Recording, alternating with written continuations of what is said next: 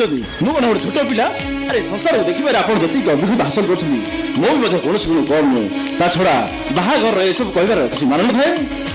ଆପଣ ତ ଭଲ ଭାବରେ ଜାଣିଛନ୍ତି ମୋ ଝିଅ ହଉଛି ଗୋଟେ ଓସି କନ୍ୟା। ଏଇଟା ହେଉଛି ଆପଣଙ୍କ ପ୍ରୋବ୍ଲେମ୍। ରୂପାଲି ଆଉ ଶନି ପରସ୍ପରକୁ ଭଲ ପାଇ ବିବାହ କରିବାକୁ ନିଷ୍ପତ୍ତି ନେଲେ। ଆମେ ଜାଣି ଶୁଣି ମଧ୍ୟ ଚୁପ୍ ରହିଲେ। ହେଲେ ତା ଜାତକ ନେଇ ଜ୍ୟୋତିଷ ପାଖେ ଦେଖେଇଲି ଆମକୁ ଏମିତି ଗୋଟେ ନିଷ୍ପତ୍ତି ନେବାକୁ ପଡ଼ିଲା। ଆରେ ପ୍ରତିଜ୍ଞା ନେବା ପୂର୍ବରୁ ମୋର ମତାମତ ନେବା ଉଚିତ ପଡ଼ିନଥିଲା। ଉଚିତ ଥିଲା। ହେଲେ ମୁଁ ଭାବିଥିଲି ନାଗର ଆପଣ ଘରେ ଚାକର ଥିଲା। ହୁଏତ ଦୁନିଆ ପାଇଁ ନାଗର ଚାକର ହେଇଥାଇପାରେ। ଏ ନାଗର ହେଉଛି ମୋ ପାଇଁ ମୋ ପୁଅ।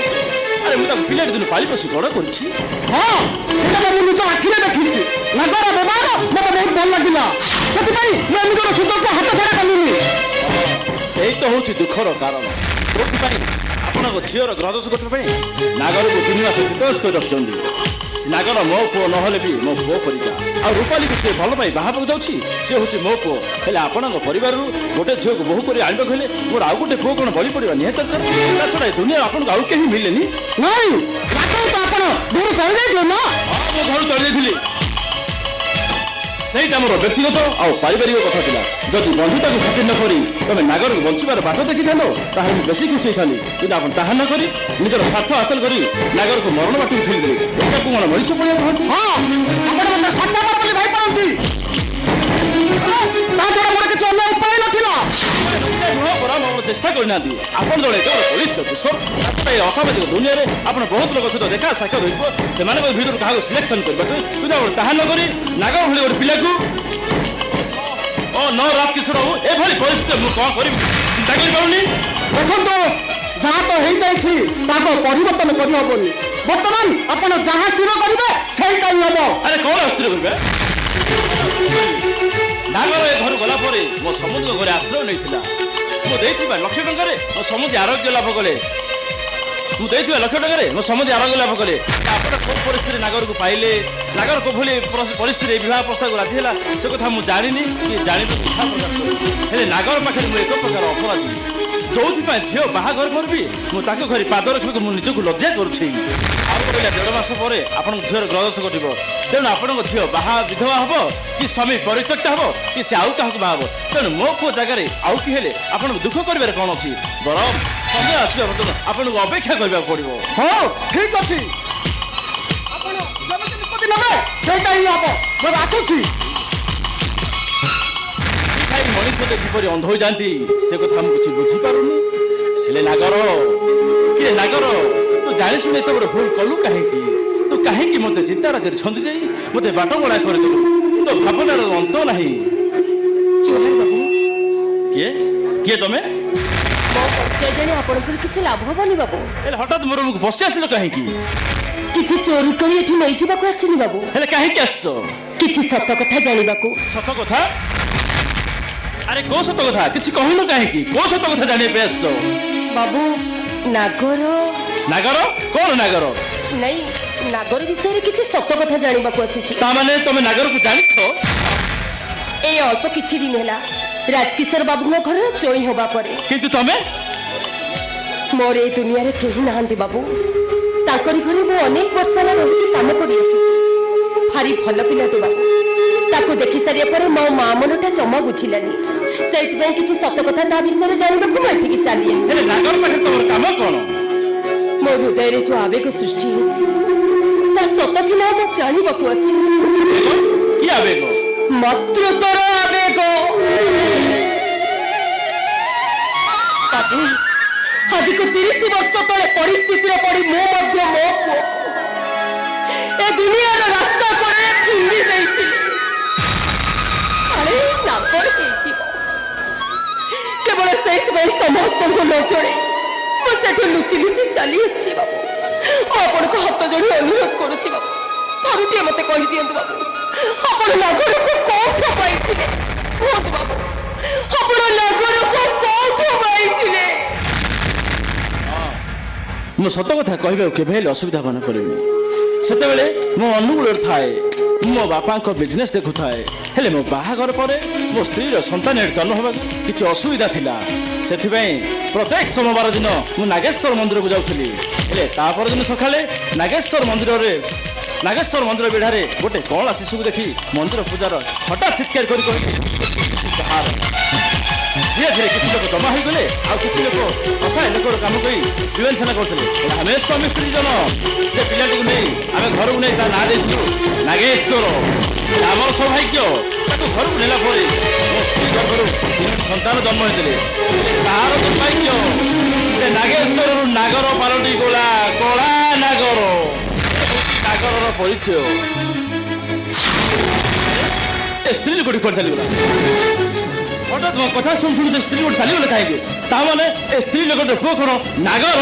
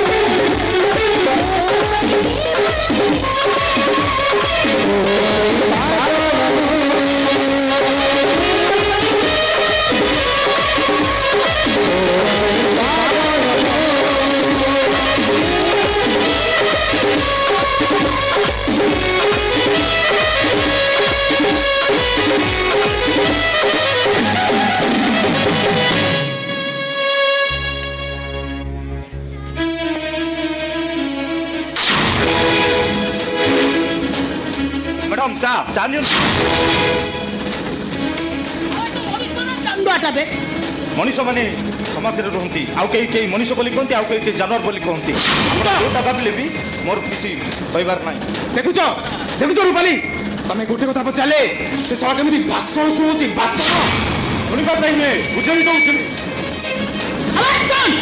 କିଏ କହିଲା ଏଇ ସମୟରେ ଚା ଦେଇ ଆସିବା ପାଇଁ? ଆମେ ଚା ଦେଇ ଆସି ଆମ ଦୁଇ ଜଣଙ୍କ ରୁଣ ମତାକୁ ନଷ୍ଟ କଲୁ କଣ ପାଇଁ? ଚା ନିଅନ୍ତୁ, ନହେଲେ ଥଣ୍ଡା ହେଇଯିବ। ସେ ତତେ କଣ ପଚାରୁଛି ଆଉ ତୁ ତାର କଣଟା ଉତ୍ତର ଦଉଛୁ ବେ?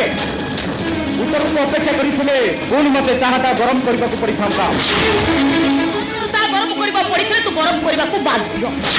ମ୍ୟାଡାମ ଚାକର ତ ହଉଛି ଆଦେଶର ଦାସ। ମତେ ଆଦେଶ ମିଳିଥିଲା ଚାହା କରିବାକୁ, ଆଉ ଚାହା କରିସାରିବା ପରେ ଦବା ତ ମୋ କାମ ନା। ମୁଁ କେମିତି ଜାଣିବି ତମେ ଏମିତି ଅସଙ୍ଗତ ଅବସ୍ଥାରେ ଥିବ ବୋଲି? ଆମେ ଅସଙ୍ଗତ ଅବସ୍ଥାରେ ଥିଲୁ। ଆମେ କଣ କହିଲୁ? ଆମେ ଦୁଇ ଜଣ ଅସଙ୍ଗତ ଅବସ୍ଥାରେ ଥିଲୁ। ନୁହେଁ ତ ଆଉ କଣ? ଆପଣ ଶଙ୍କା ସିନ୍ଦୁର ପିନ୍ଧିଥିବା ଜଣେ ବିବାହିତ ନାରୀ, ଜଣେ ବିବାହିତ ନାରୀ ପାଇଁ ତା ସ୍ୱାମୀ ହେଉଛି ଏକମାତ୍ର ତାର ନିଜ ପୁରୁଷ। ସେ ଲମ୍ବା ଲମ୍ବା ଭାଷଣ ଏଠି ବନ୍ଦ କର ଭାଇ। ମୁଁ ଉଚିତ କଥା କହୁଛି ମ୍ୟାଡାମ। କଣ ଉଚିତ କଥା ବେ? ତୁ କଣ ଭୁଲି ଯାଇଛୁ ଆଉ 1.5 ମାସ ପରେ ରୂପାଲି ସହିତ ମୋ ବାହାଘର ହବ ବୋଲି? ଜାଣିଛି। ଆଉ 1.5 ମାସ ପରେ ଆପଣ ମ୍ୟାଡାମକୁ ବାହା ହେଉଛନ୍ତି, ଆଉ ସେତେବେଳକୁ ମୁଁ କଣ ଆପଣଙ୍କୁ ପରପୁରୁଷ ବୋଲି ଡାକିପାରିବି? ମୋରି ପାଇଁ ଯଦି ଶନି ତତେ ଘରୁ ପିଟି ପିଟି ବାହାର କରିଦିଅନ୍ତି, ମୋର କିଛି କ୍ଷତି ହେବନି ମ୍ୟାଡାମ। ବରଂ କ୍ଷତିଟା ହବ ଆପଣଙ୍କର ଘର ପବିତ୍ରତା ନଷ୍ଟ ହେଇ ଆପଣଙ୍କର ଚରିତ୍ରରେ କଳଙ୍କ ଲାଗିବ, ଆଉ ଯାହାକୁ ଏ ସମାଜ ଘୃଣା କରିବ, ନିନ୍ଦା କରିବ।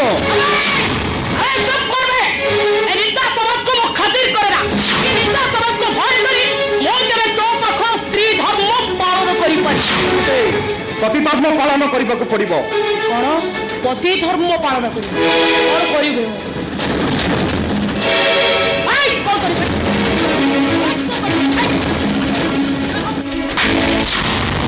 ଚାପୁଡ଼ା ମାରି ବୁଝେଇ ଦେବି ପତ୍ନୀ ଅସଙ୍ଗତ ହେଲେ କେମିତି ଶାସନ କରିବ। ଆମେ ତୋ ଗାଲକୁ ଥପ୍ପଡ଼ ମାରିଲୁ, ମୁଁ ତତେ କେବେ ବି ଛାଡ଼ିବି।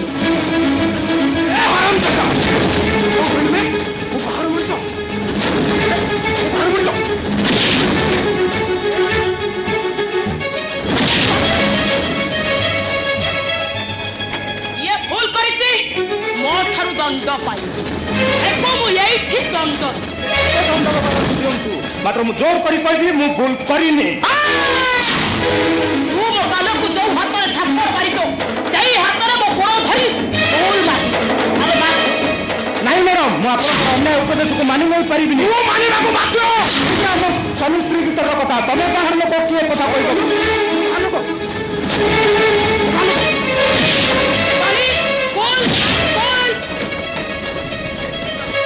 ତମେ ଯୋଉ ବ୍ୟସ୍ତ ଏ କୁକୁରର ବିଚାର ମୁଁ ଏଇଠି କରିବି। ଆଜି ମୁଁ ତାକୁ ଏଇଠି ଶାସ୍ତି ଦେବି। ଆଉ ଭୁଲ ମାର କହୁଛି, ଭୁଲ ମାର। ମ୍ୟାଡାମ ଆପଣଙ୍କ ଗୋଡ଼କୁ ତ ଘୁଷା ମଡ଼ା ଖୋଜିଛୁ, ସେତିକିରେ ମତେ ଲାଜ ଲାଗୁନି। କାହିଁକି ନା ମୁଁ ଧରି ନେଇଛି ମୋ ପତ୍ନୀ ଅସୁସ୍ଥ। ହେଲେ ପତ୍ନୀ ଧର୍ମରେ କଳଙ୍କ ଲାଗିବ, ମୁଁ ଏତେ ବଡ଼ କାମ କେମିତି କରିପାରିବି?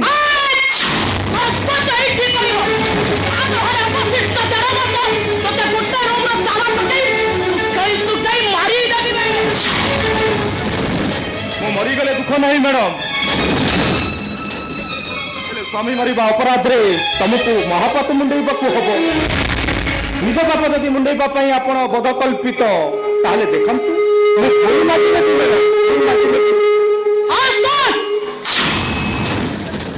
ଶୀଘ୍ର ମୋ ଗୋଡ଼ ଧରି ଭୁଲ ମାର, ମୋର ସମୟ ନାହିଁ। ତମେ ହଉଛ ସେଇ ନାରୀ ଯିଏକି ପତ୍ନୀ ହିସାବରେ ମତେ କିଛି ଦିନ ପାଇଁ ସ୍ୱାମୀର ଅଧିକାର ଦେଇଥିଲେ। ଏ ମା, ଏ ପୂଜକ କିଛି ଅନ୍ୟାୟ କରିଦେଇଛି। ଯୋଉ ହାତରେ ପୂଜା କରିବା କଥା ସେ ହାତରେ ସେ ଶାସନ କରିଛି।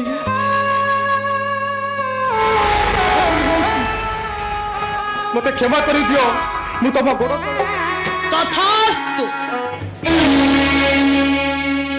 ବାଃ ବାଃ ବାଃ, ଚମତ୍କାର ଦୃଶ୍ୟ।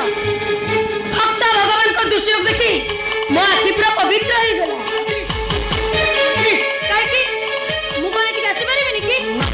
नुहे जे कौन तम बेलर जे अपने धरा पड़ी गलो लाज लागुची I the first get out धीरे रूपाली मैडम मते गेट आउट कइबा पूर्वरु भलो भाबरे चिंता करिकि देखो तमे तम स्वामी को ऊपर जो अत्याचार करिचो एई कथा जदि मु पुलिस आगे कहि दिए तापर तम अवस्था कोन हबो चिंता करि पारु छ तो मैडम तमे बुते आइल धमक देखौछ आईन रो धमक देखो डीएसपी को जियो काले आईन कानून कथा भूली जाइबो सेई कथा टिके मन पकई दो ए रूपाली तांको एमिति विद्रूप करी कथा कहबाटा तोर आदो ठीक नाही तमको ए कथा कहबो के लाज लागुनी बड़े कारण गुणी को प्रेम विवाह करबा ପାଇଁ परिकल्पना करू से तो नागर भाई को बाई तब बड़ भाउज हेई सारी चंती पुणी बाहर कर भाई तब प्रेमडा को एते कुचित स्त्री को बा हबा ପାଇଁ मनरे परिकल्पना करू तब प्रेमडा एते बड़ जे कि अन्य स्त्री को निज हृदय रानी करबा को चाहू छी भाई छी दीप तब को आ दीप तब पुरुष पड़े को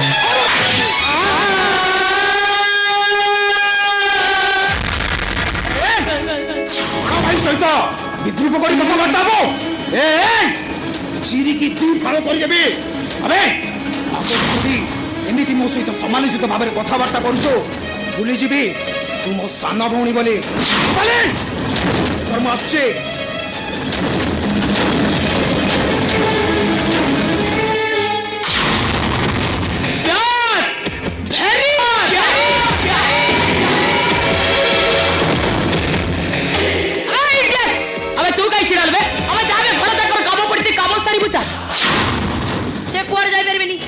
सहित मोर कथा अछि तांको सहित कथा पाई मु तो अनुमति दे परिबिन मु तो अनुमति के आवश्यक माने अरे सुन मो जहां कहबे से करिबा पाई बाध्य ना मु जहा कहबी से करिबा पाई बाध्य तार होले मु एबे थाना को जिबी अच्छा आ एमिति कोटे नीति विरुद्ध बाहादर होइछ बोलिति मु पुलिस पाकर जेकी कंप्लेंट करिबी तापर तमे तो लज्जित हबो तापर तम बापांकर भी चाकरी जीवो नहीं आपण सेमिति निर्देश दियंतुनी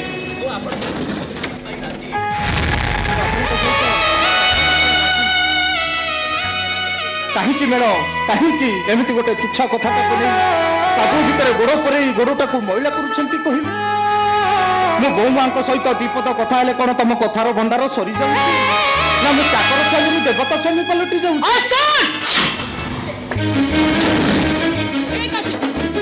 कथा रखी तो 5 मिनिट पाई समय दे आई से 5 मिनिट भितरे तू जल्दी शीघ्र कथा सारी मो घर भीतर अछि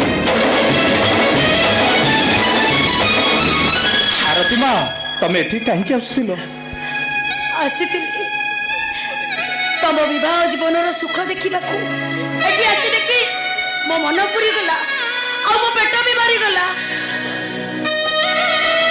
मते खाली एतिकी को काहे कि आ को परिस्थिति रे आ को कारण पई तम एमिति कोटे नीति विरुद्ध बागर को निज मुंड ऊपर को नहीं जाइछो मु किछि कहि परिबिनी आरती मां किछि हेले कहि परिबिनी तमको मारलो जदि तमे सत्य कथा न कहबो ताले मु भी आज घर को पेरिबी मु भी संगे आत्महत्या करिबी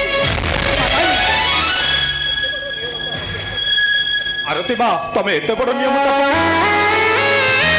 मुसिना मो मरण को निजे गात हेले तम मरण कथा कोन मु चिंता करि पारि हेले बहुमा तुमको मोर गोटे अनुरोध ए कथा जमिति तम पाखरे गोपनीय रहे ठीक अछि मो ए कथा का कहि दिबी ए कथा मो निज भीतर रखिबी तम ससुर हर आर्थिक अवस्था को सुधीरबा मोर लक्ष्य थिला जेहेतु राजकिशोर बाबू मोर परिचित विनय बाबूंकर चाकरी विषय रे ताको अनुरोध कली से मो कथारे राजी हेई गले एमिति गोटे 3 मासर स्वामीपणिया को चाकरी के से आपणार कली आ सेहिति पय मु ताको पाखरे बंधा हेई गली धन्य धन्य तमे नगर आ धन्य तम मरीच पड़िया को आज मु ठीक बुझी पारुछि ओ କାହିଁକି ତମ ପାଇଁ ଯୋଗ୍ୟ ନଥିଲି? କାହିଁକି ନା ତମକୁ ଦବା ପାଇଁ ମୋ ପାଖରେ କିଛି ବି ନାହିଁ। ଆଉ ଅଛି କେବଳ ତମ ପାଦ ତଳେ ମୁଣ୍ଡ ନୁଆଇ ଭକ୍ତିର ଗୋଟେ ପ୍ରଣାମ।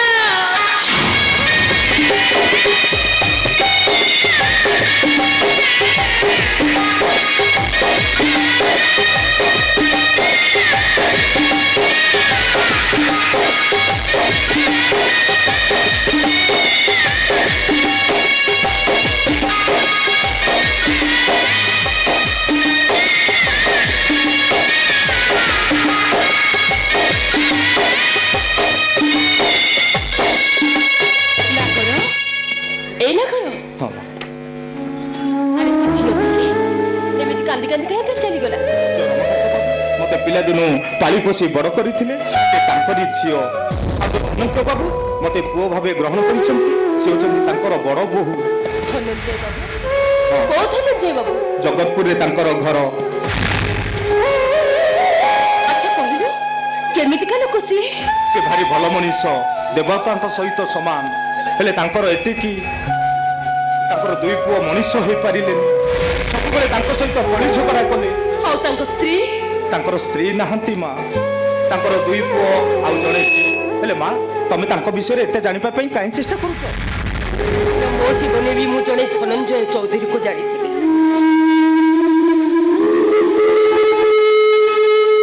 आज को 30 वर्ष तले मु तांको खोजी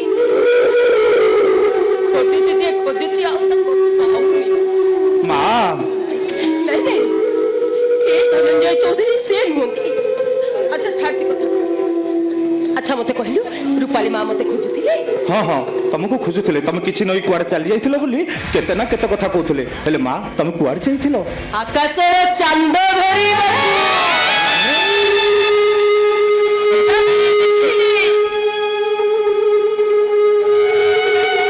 गछोड़ाक पत्र शून्य हो जाइछि फुलगुड़ाक मौली जाइछि हेले फेरी आसी देखुछि गछरे पत्र गली जाइछि फुलगुड़ाक फुटिछि ଆଉ କୋଇଲିଟା ଡାଳରେ ବସି ପଞ୍ଚମରେ ତାନ କରୁଛି।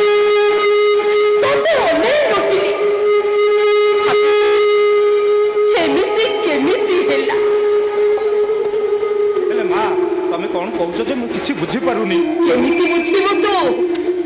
30 ବର୍ଷ ତଳର ଇତିହାସ ତତେ ସହଜରେ କଣ ବୁଝିବ? ହେଲେ ଆଜି ଦିନକରେ ମୁଁ ଯୋଉ ଶାନ୍ତି ପାଇଛି ସେ ଶାନ୍ତି ମୁଁ ଜୀବନରେ ଆଉ କେବେ ବି ପାଇବିନି। କେବେ ପାଇବିନି ମୁଁ। ରୂପାଲି ମା ମତେ ଗାଳି ଦବ ତ ଦଉ।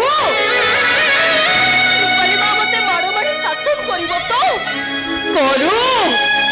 ହେଲେ ଆଜି ଦିନକରେ ମୁଁ ଯୋଉ ଶାନ୍ତି ପାଇଛି ସେ ଶାନ୍ତି ମୁଁ ଜୀବନରେ କେବେ ପାଇବିନି। କେବେ ପାଇବିନି। ହେ ନାଗର ତତେ ଗୋଟେ କଥା କହିବି ମୋ କଥା ରଖିବୁ? ତୁ ତୁ ମତେ ବୋଉ ବୋଲି ଡାକି ପାରିବୁ? मां और वो भीतर फरक कोन? ଫରକ ଅଛି ରେ ପୁଅ ଫରକ ଅଛି। ସତରେ ନଥାଇପାରେ ହେଲେ ସମ୍ପର୍କରେ ଫରକ ଅଛି। ମା ତ ଅନେକକୁ ଡକା ଯାଇପାରେ ହେଲେ ବୋଉ କେବଳ ଜଣକୁ ଡକା ଯାଇପାରେ ଯିଏ ତାର ଜନ୍ମଦାତ୍ରୀ। ता माने तमे कोन मते जन्म देइछ? ओहो काहे केते କଥା ପଚାରୁଛୁ କହିଲୁ? ତୋ ଡାକରୁ ମୁଁ ଥରେ ବୋଉ ଶୁଣିବାକୁ ଚାହୁଁଛି। ମତେ ଡାକରେ ମୋର ଭାରି ମନ ହଉଛି ତୋ ପାଟିରୁ ବୋଉ ଡାକ ଶୁଣିବାକୁ। ଡାକିବୁନି? ଡାକ ନାଗର ମତେ ଥରେ ବୋଉ ବୋଲି ଡାକ। ଡାକ ନାଗର ମତେ ଥରେ ବୋଉ ବୋଲି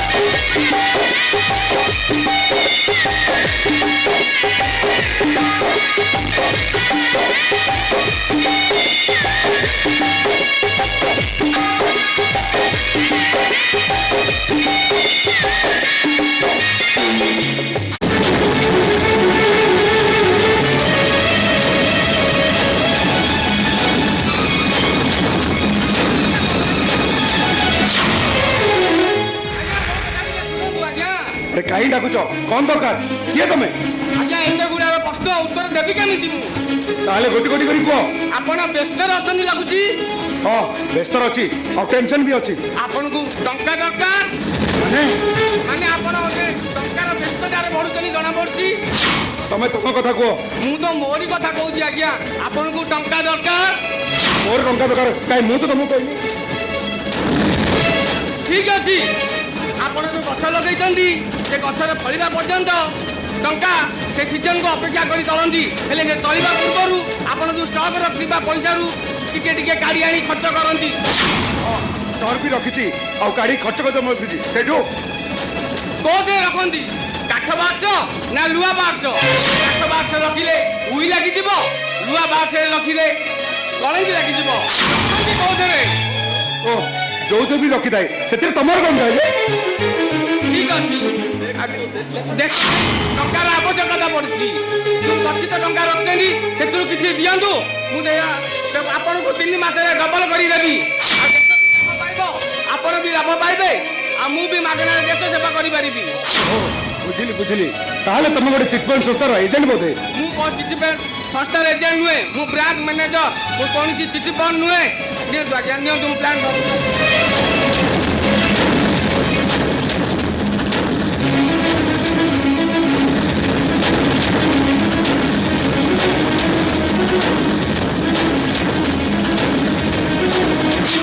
ଆଜ୍ଞା ଦେଖିଲେ ତ 5,000 ଟଙ୍କା ଦିଅନ୍ତୁ ଆପଣଙ୍କୁ 3 ମାସରେ ଡବଲ କରିଦେବି ଆବଶ୍ୟକ ନାହିଁ ଆଉ ମୁଁ ତ ତମ ଅଫିସକୁ କେବେ ଯିବିନି ହେଲେ ତମ ଅଫିସ କି ଯେତେ ଶୀଘ୍ର ବନ୍ଦ ହବ ତା ବ୍ୟବସ୍ଥା ମଧ୍ୟ ମୁଁ ଶୀଘ୍ର କରିଦେବି ତୋର ଭଲ ଦଶା ଅଛି ତ ସେଠୁ ଚାଲିଯା ନହେଲେ ପୁଲିସ ଡାକି ତତେ ମାମୁଁ ଘରକୁ ପଠେଇଦେବି ଆପଣ ରାଗୁଛନ୍ତି ଏ ତ ଚୁପ୍ କର କହୁଛି তোর মোর যদি ভালো দশা আছি এটু চালি যা নন এমন লোক সমতি করি এমনি পানে দেবে যে গোটে করকে নাম মনে পুরো পো ଆଜ୍ଞା ଟିକେ ଶୁଣନ୍ତୁ ଶଳା ଡହକା ପଇସା ନାହିଁ ତ କହିବ ସିଧା ମୋ ପାଖରେ ପଇସା ନାହିଁ ଶଳା କହୁଛି ତ ସଂସ୍ଥା ବନ୍ଦ କରିଦବ ଶଳାର ଏତେ ଝୋଳ ହେଲାଣି ସଂସ୍ଥା ବନ୍ଦ କରିଦବ ନା ନା ଏ ଏରିଆ ଛାଡ଼ିବାକୁ ପଡ଼ିବ ଏ ଏରିଆ ଲୋକ ସବୁ ଜାଣିଗଲେଣି ଆଉ ଏ ସ୍ତ୍ରୀଟା ବି ପୁରୁଣା ହେଇଗଲାଣି ଆଉ ଏ ଜାଗା ଯାକ ବି ପୁରୁଣା ହେଇଗଲାଣି ନୂଆ ସ୍ତ୍ରୀ ଖୋଜିବା ଆଉ ନୂଆ ଜାଗା ଖୋଜିବା ଚାଲିଲା ଏଇ ରମଣୀ ରଞ୍ଜ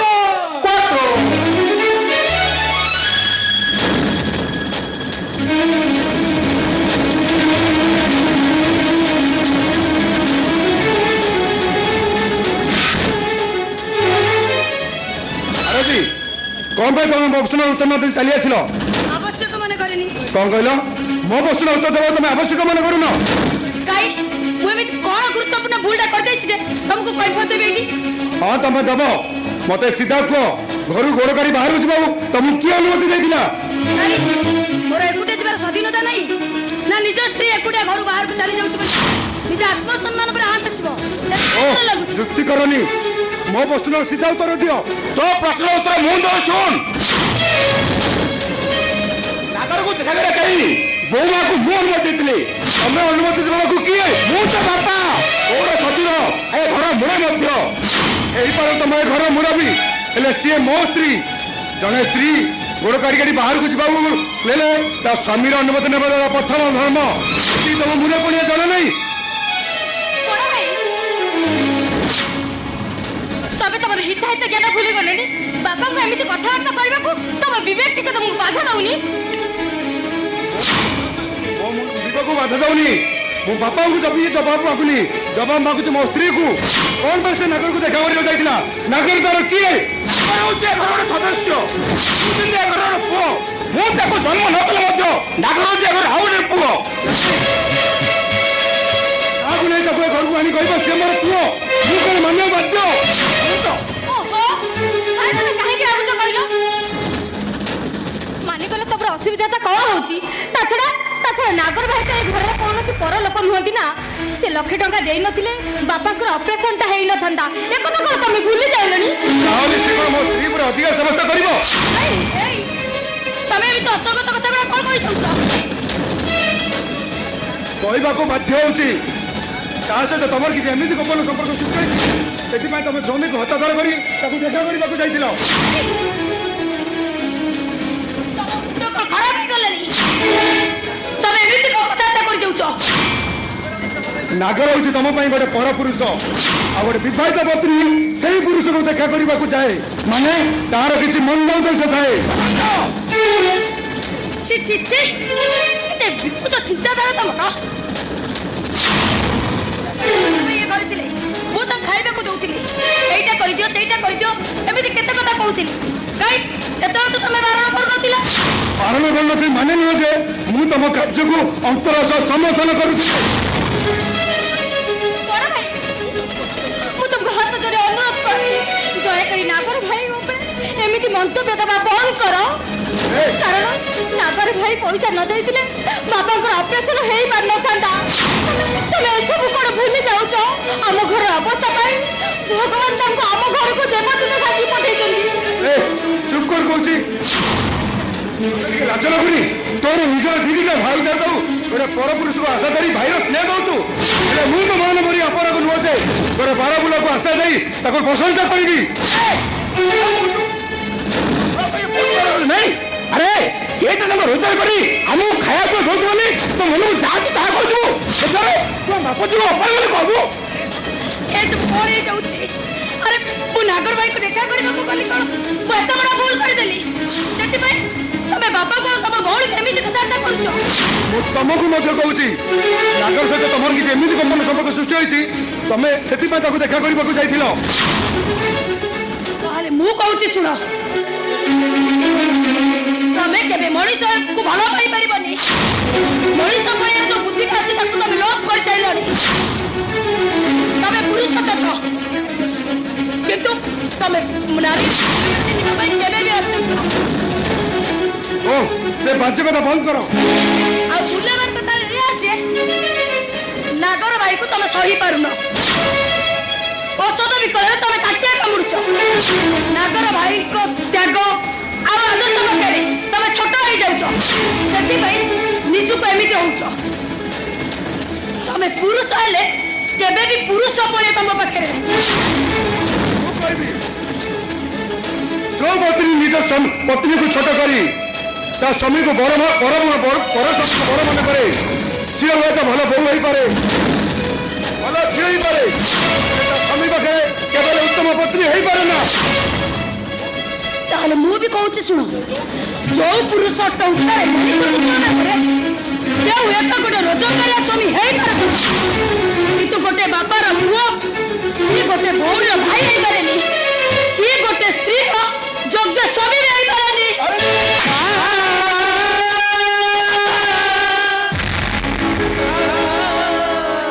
କଣ ବସନ୍ତ କାହିଁ ଡାକୁଛ? ତମର ଯଦି ଏତେ ବୋହୂ ପାଇବାର ଏତେ ଇଚ୍ଛା ତାହେଲେ ତାକୁ ତମେ ମୁଣ୍ଡରେ ବୁଝେଇ ବସ। ମୋର କିଛି କରିପାର ନାହିଁ ତା ବୋଲି କଣ ବୋହୂ ହାତ ମାଡ଼ ମାରିବୁ? ସେ ତ ସ୍ତ୍ରୀ ସେ ଘର ସ୍ତ୍ରୀ ସେ ଘର ଲକ୍ଷ୍ମୀ ନୁହେଁ ସେଟା ଗୋଟେ ଅଲକ୍ଷ୍ମୀ। କଣ ହେଇଛି?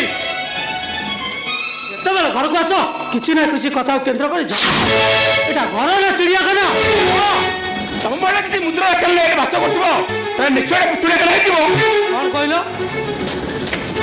ତମେ ଆମେ ମାନେ ମୁଦ୍ରା ରାକ୍ଷସ ଆଉ ତମେ ତମେ କଣ ଭିକାରୀ ଦେବତା? କାହିଁକି ତମେ ଏମାନଙ୍କ ସହିତ କଥା ଯୋଡ଼ି କଥା କହୁଛ? ତମେ ଟିକେ ଚୁପ୍ ହେଇଯାଅ। ତମେ କଣ ତମ ପୁଅ ମାନଙ୍କୁ ଆଜି ନୂଆ ଦେଖୁଛ ନା କଣ? ଛାଡ଼ ସେସବୁ କଥା। ପଇସା ଦେଲୁ ମୋ ବାପାଙ୍କୁ ଦେବି ବାପା ବଜାରରୁ ପରିବା ଆଣିଲେ ଘରେ ରୋଷେଇ। ମୋ ପାଖରେ ଟଙ୍କା ନାହିଁ। ଟଙ୍କା ନଦେଲେ ଏ ଘରୁ ସଉଦା କିଣି ଆସିବ କାହିଁ ମତେ କାହିଁ ପଚାରୁଛ? ତମ ସାନକୁ ପଚାରୁନ ପ୍ରଥମ ମାସ ଦରମା ପାଇ ଘରୁ ନେଇନି। ପ୍ରଥମ ମାସ ଅତି କମରେ 6 ମାସ ପର୍ଯ୍ୟନ୍ତ ମୁଁ ଟଙ୍କାଟିଏ ବି ଦେଇଥିଲି। ପ୍ରଥମେ ଯାଇ ଷ୍ଟଡି ଲୋନ୍ ସୁଝିବି ତାପରେ ଯାଇ ଯୋଉ କଥା। ଏଥର 6 ମାସ ପର୍ଯ୍ୟନ୍ତ ସମସ୍ତେ ଭୋକ ଉପବାସରେ ମୋର ଆଉ କିଛି ଘଷି ଯାଉନି। ମୁଁ ଗୋଟେ ଟଙ୍କା ବି ଘରକୁ ଦେଇପାରିବିନି।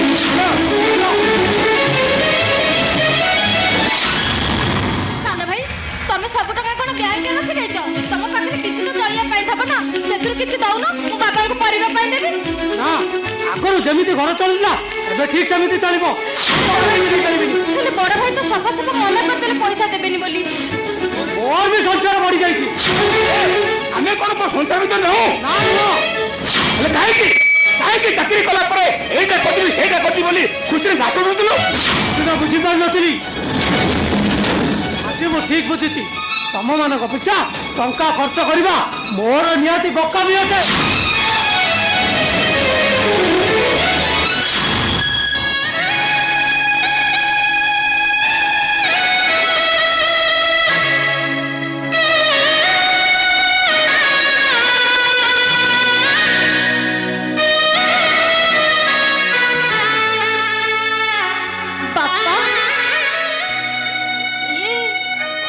ସାନ ଭାଇ ନା ଆଉ କିଏ? ଆରେ ମା ମୁଁ ଯେତେବେଳେ ମୋ ପୁଅ ବୋଲି ଭାବି ପାରୁନି ତୋ ଭାଇ ବୋଲି କେମିତି କରିବି ରେ ମା? ସବୁ ମୋ ଭାଗ୍ୟରେ ମା, ସବୁ ମୋ ଭାଗ୍ୟ। তুমি ସେମିତି କୁହ ନା।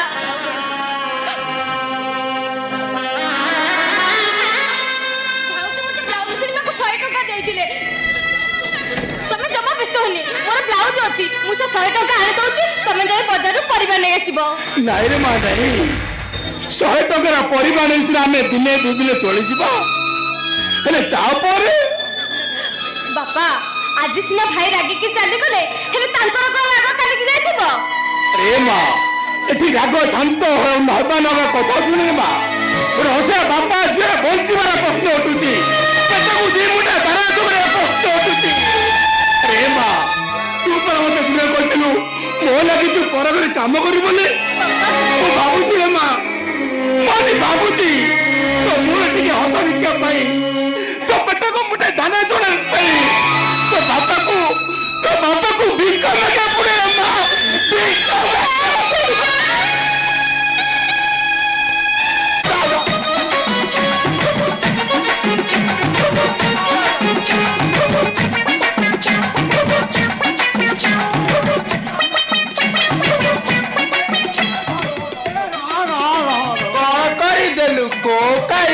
कौन करदेलु तोर तो से खेबार थिला हेइगला मु को करी से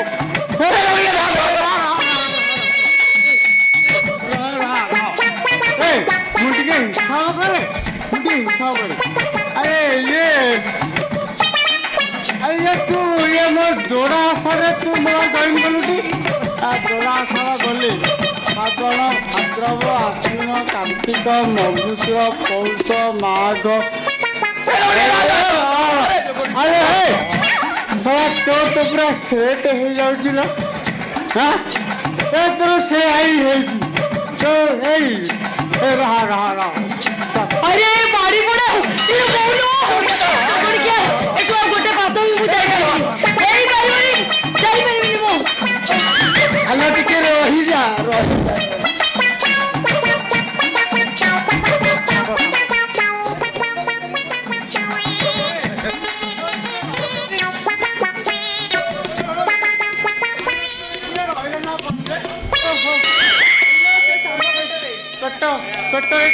से मुसल लुहा बुझुरा पारी पड़ा मते की दिन तक जोगुड़ी क्या मोरा पेशेंस नहीं इलो बोलो हेलो ए जोगड़िया दादा अरे बोल सांबा कट्टर ए जोगड़िया दादा अरे जोगड़िया दादा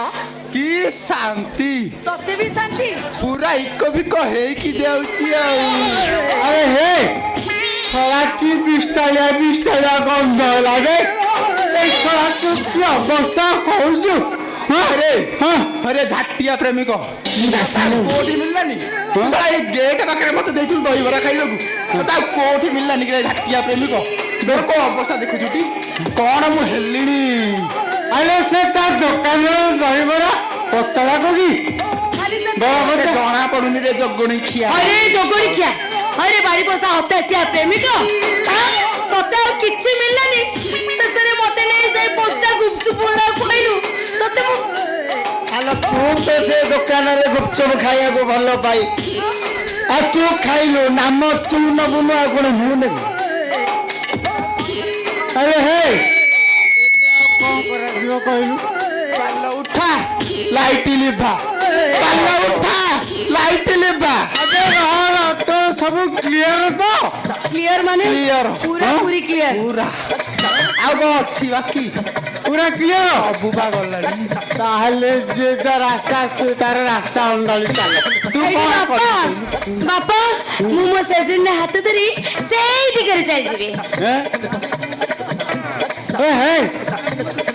ଛୟା ତମେ ଛୟା ଭଲ 420 ପଡିଛ ଆଉ ମୁଁ ବା କାହିଁ ବାକି ରହିବି ମୋ ସଜନୀର ହାତ ଧରି ଦେଶ ବିଦେଶ ଚାରିଆଡେ ସବୁ ଘୁରି ଘୁରି ଘୁରି ପ୍ରଚାର କରିବି କଣ କହିଲୁ କଣ କହିଲୁ ତୁ ଆରେ ଇଏ ସମଲିଙ୍ଗୀ ପ୍ରେମ କର ଜଗତରେ ଜନସାଧାରଣ କଣ୍ଟ୍ରୋଲ କର ଆଉ କାହିଁ ଡେରି କରିବୁ ଏଇଠି ମଉସା ଆରେ ହେ ମଉସା କହିବେ ନାଇଁ କ୍ଷମା କରିବେ ମୋର ବାପା ଏଇଠି ବାପା ମୋର ଗୋଟିଏ କଥା ରଖି କହିବି ସତ କଥା କହିବି ହତାଶିଆ ଶ୍ୱଶୁର ହେ ଧରିବନି ଦୋଷ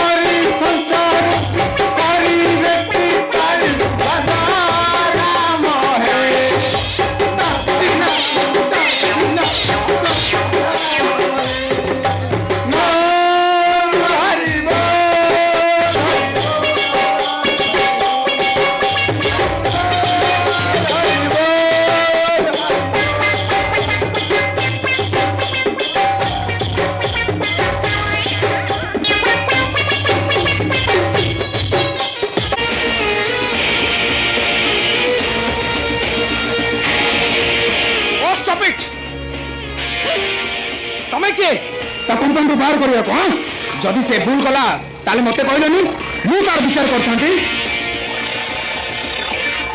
नो ମୁଁ କିଛି ଶୁଣିବିନି ତମେ ଯଦି ତାକୁ କମ୍ପାନୀରୁ ବାହାର କରିଛ ତାହେଲେ ତମେ ହିଁ ତାକୁ ଡାକି କମ୍ପାନୀରେ କାମ ଦବ नो କିଛି ଶୁଣିବାକୁ ଚାହେଁନି ତମର ମନେ ରଖିବା ଉଚିତ ଶନି ଯାହା କହେ ଦ୍ୟାଟ୍ସ ଫାଇନାଲ ହଁ ଏ କଥା ବି ମନେ ରଖିଥିବ ତମେ ସେ କମ୍ପାନୀର ମ୍ୟାନେଜର ମାଲିକ ନୁହେଁ ଆଉ ମୋ ଖବର କିଏ ତମେ କାହିଁକି ଆସିଛ ଏଠିକୁ ଆସିବେନି କହିଲ ସେଇ ଦିନ ଠାରୁ ଆମ ଘରକୁ ଯାଉନ ତା ଛଡା ମୋ ସହିତ ଫୋନରେ କଥା ହେଲା ବେଳେ ଟିକେ ଭଲରେ ବି କଥା ହଉନ ତମେ କହିଲ ସରି ଏସବୁ କଣ ମୋ ମନକୁ କଷ୍ଟ ଦବନି ଆରେ ରୂପାଲି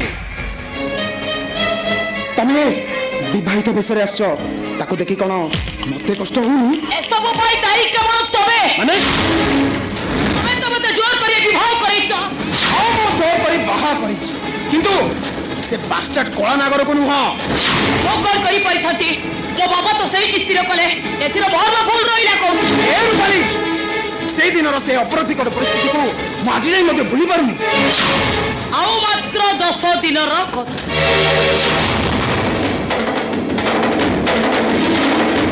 ଆସନ୍ତା ଦୀପାବଳିର ମୁଁ ନକଲି ଶଙ୍ଖା ସିନ୍ଦୁରରୁ ମୁକ୍ତି ପାଇଛି ଆଉ ତାପରେ ମୁଁ ତମକୁ ମ୍ୟାରେଜ କରିବି ରୀତିନୀତି ଭାବେ ମନ୍ଦିରରେ ବାହାଘର ହେଇଛି ତମେ ସେ ବିବାହ ବନ୍ଧନରୁ କେବେ ହେଲେ ମୁକ୍ତି ପାଇବନି ଆପଣ ତ ସବୁ କଥା ଜାଣିଛନ୍ତି ଖାଲି ମୁଁ ଜାଣିନି ଅନ୍ୟ ଲୋକମାନେ ମଧ୍ୟ ଜାଣିଛନ୍ତି ତମେ ଯେତେ ଗୋପନରୁ ବିବାହ କଲେ ମଧ୍ୟ ସତ କେବେ ଲୁଚିତ ହେଇଯିବ ଅଙ୍କଲ ମାନେ କଥା କରିକି ଆଉ ଦିନ ଦୁଇଟାର କଥା ଆରେ ଏଇ କେତେ ଦିନ ସରୁ ତାପରେ ଯାଇ ତମ ଦୁଇ ଜଣ ଦ୍ୱିତୀୟ ବାହାଘର ଚିନ୍ତା କରିବା ତେଣୁ ଏ ବିଷୟରେ ଏଠି ଡିସ୍କସନ୍ କରିବାଟା ଆଦৌ ଠିକ ହବନି ହଁ ଶୁଣି ବାବା ମୁଁ ଟିକେ କମ୍ପାନୀ ଯାଉଛି ତୁ ସପ୍ଲାଏ ଅଫିସ ଯାଇ କାମ ସାରି ମତେ ଟିକେ ଦେଖା କରିବୁ ଠିକ ଅଛି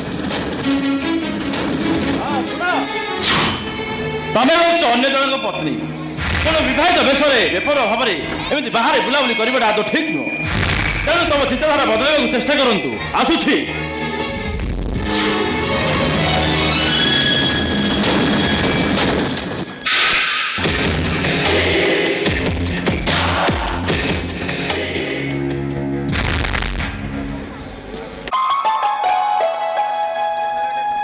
ଲୋକମାନେ ମତେ ଘରଟାକୁ ଦେଖେଇଦେଲେ।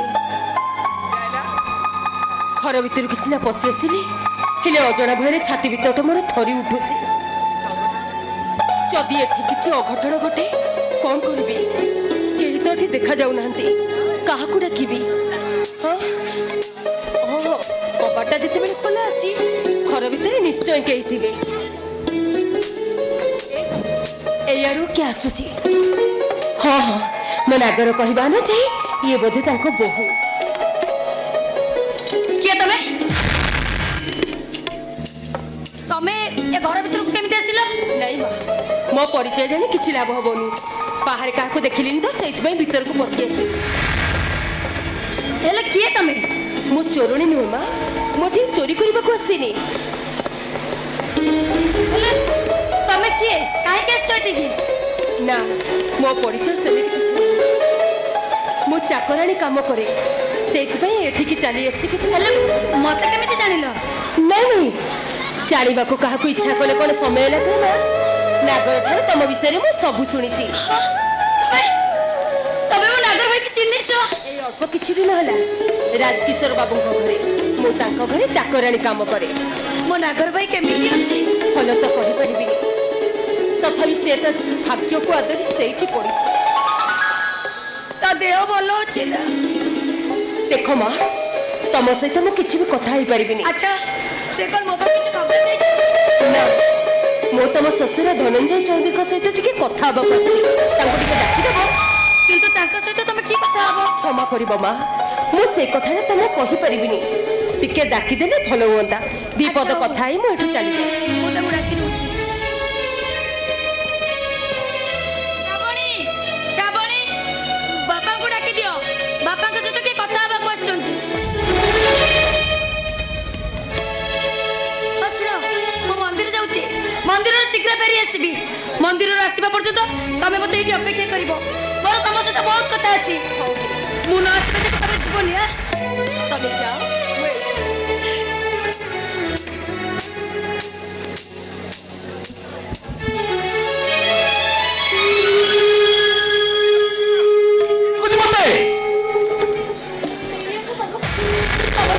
ତମର ସତରେ କଣ ଇଏ?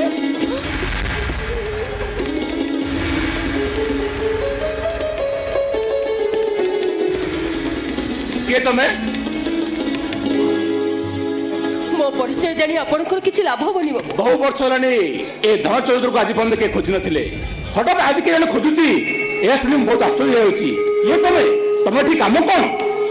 କିଛି କାମ ନାହିଁ କି ମୋ ପରିଚୟ ଜାଣି ଆପଣଙ୍କର କିଛି ବି ଦରକାର ନାହିଁ। ଗୋଟେ ସତ କଥା ମୁଁ ଏଠି ଜାଣିବାକୁ ଆସିଛି। ଆପଣ ବହୁ ବର୍ଷ ତଳେ ଅନୁଗୁଳରେ ରହୁଥିଲେ ନା? ହଁ ହଁ, ମୁଁ ସେଠି କଣ୍ଟ୍ରାକ୍ଟିଂ କରୁଥିଲି। ଅନୁଗୁଳ ଠାରୁ ବହୁ ଦୂରରେ ଛେଣ୍ଡିପଦା ବୋଲି ଗୋଟେ ଜାଗାରେ ହଁ ହଁ, ଆପଣ ପୋଲ ତିଆରି କରୁଥିଲେ ନା? ମନେ ଅଛି ମନେ ଅଛି। ଛେଡ଼ିପଡ଼ାର ସେ ଦିନ ଘରେ ମୁଁ ପ୍ରାୟ 6 ମାସ ଥିଲି। ତାଙ୍କର ଗୋଟେ ଝିଅ ଥିଲା, ତା ନାଁ ସାବିତ୍ରୀ। ସେ କଥା ଆପଣଙ୍କର ମନେ ଅଛି? ସାବିତ୍ରୀ? ସାବିତ୍ରୀ ମୁଁ କେମିତି ଭୁଲିପାରିବି? ସେ ତ ମୋ ଜୀବନର। ହେଲେ ହେଲେ ତମେ କେମିତି ସାବିତ୍ରୀ ଜାଣିଲ? କାହିଁକି ନା ମୁଁ ହଉଛି ସେଇ ସାବିତ୍ରୀ।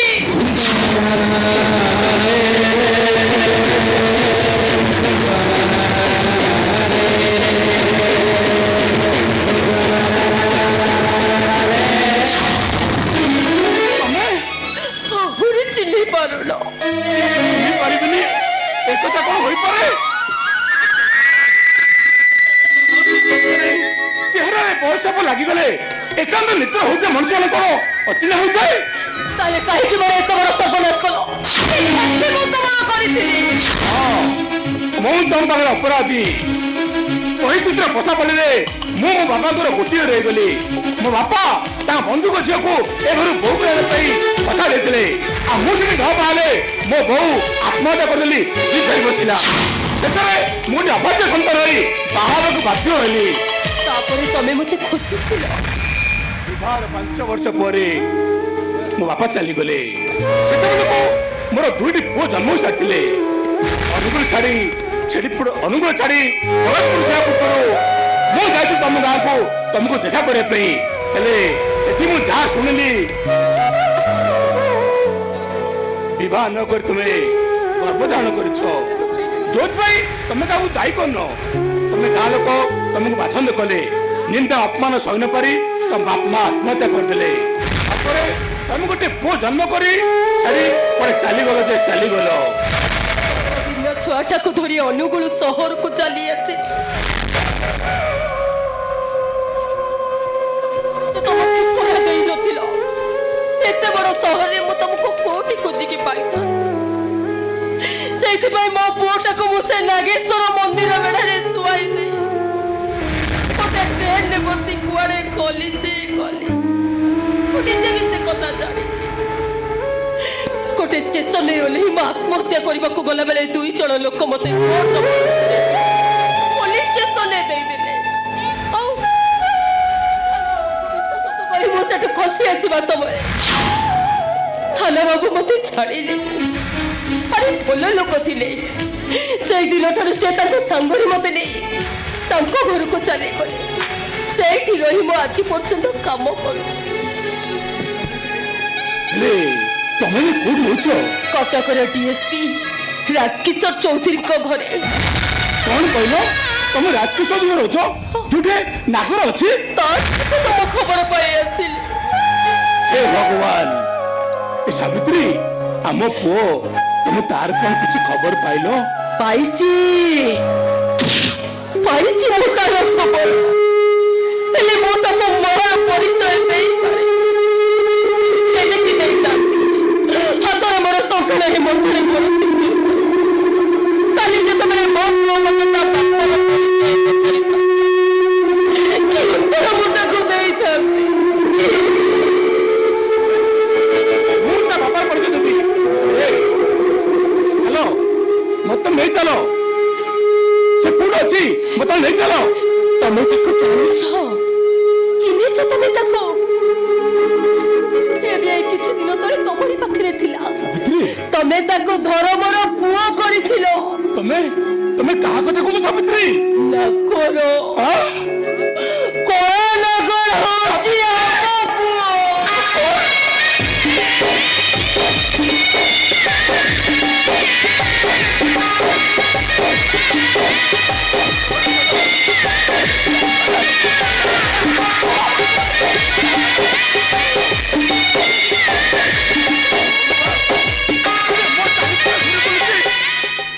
ମୋ ରକ୍ତ ମୁଁ ଚିହ୍ନି ପାରିଲିନି।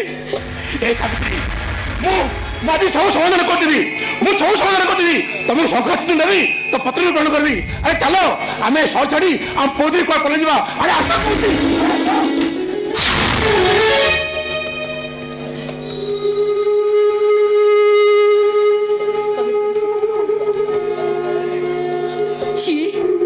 ତମେ ସେମିତି କଣ କହୁଛ? ପିଲାମାନେ ତମର ବଡ ହେଲେଣି। ସେମାନଙ୍କର ଏ ସମାଜରେ ଗୋଟେ ମାନ ସମ୍ମାନ ଅଛି। ଆରେ କେତେ ଦିନ ପରେ ତମକୁ ପାଇଲା ପରେ କଣ ଭୁଲି କରିବି? ଆଉ 2 ଦିନ ପରେ ଦୀପାବଳି। ନାଗରର ଚୁକ୍ତି ଅନୁଯାୟୀ ତା ବାହାଘର ଦିନ ସରିଯିବ। ଆଉ ତାପରେ ଆମେ ସମସ୍ତଙ୍କୁ ସବୁ କଥା ଜଣେଇଦବା। ଯୋଉଟା ଭଲ ହବ ଆମେ ସେଇଟା କରିବା। ତମେ ମତେ ସ୍ତ୍ରୀ ଭାବରେ ଗ୍ରହଣ କରିବାକୁ ଇଚ୍ଛା କରୁଛ, ମୋ ପାଇଁ ସେତିକି ହିଁ ଯଥେଷ୍ଟ। ତମେ ମୋ ପୁଅକୁ ବାପର ପରିଚୟ ଦେବାକୁ ଚାହିଁଛ, ସେଇ ହିଁ ମୋ ପାଇଁ ସବୁ କିଛି। ପୁରା କିଛି ଦରକାର ନାହିଁ। ମୁଁ ଆଜି ବହୁତ ଖୁସି। ମୁଁ ତାହେଲେ ଆସୁଛି। ସାବିତ୍ରୀ, ତମେ କ୍ଷମା କର ସାବିତ୍ରୀ। ତମେ ଏମିତି କହି ମୋ ଆଗରେ ନିଜକୁ ଏମିତି ଛୋଟ କରିଦଉଛ କାହିଁକି? ନାଇଁ, ମୁଁ ଆଜି ବହୁତ ଖୁସି। ସତରେ ମୁଁ ଆଜି ବହୁତ ଖୁସି।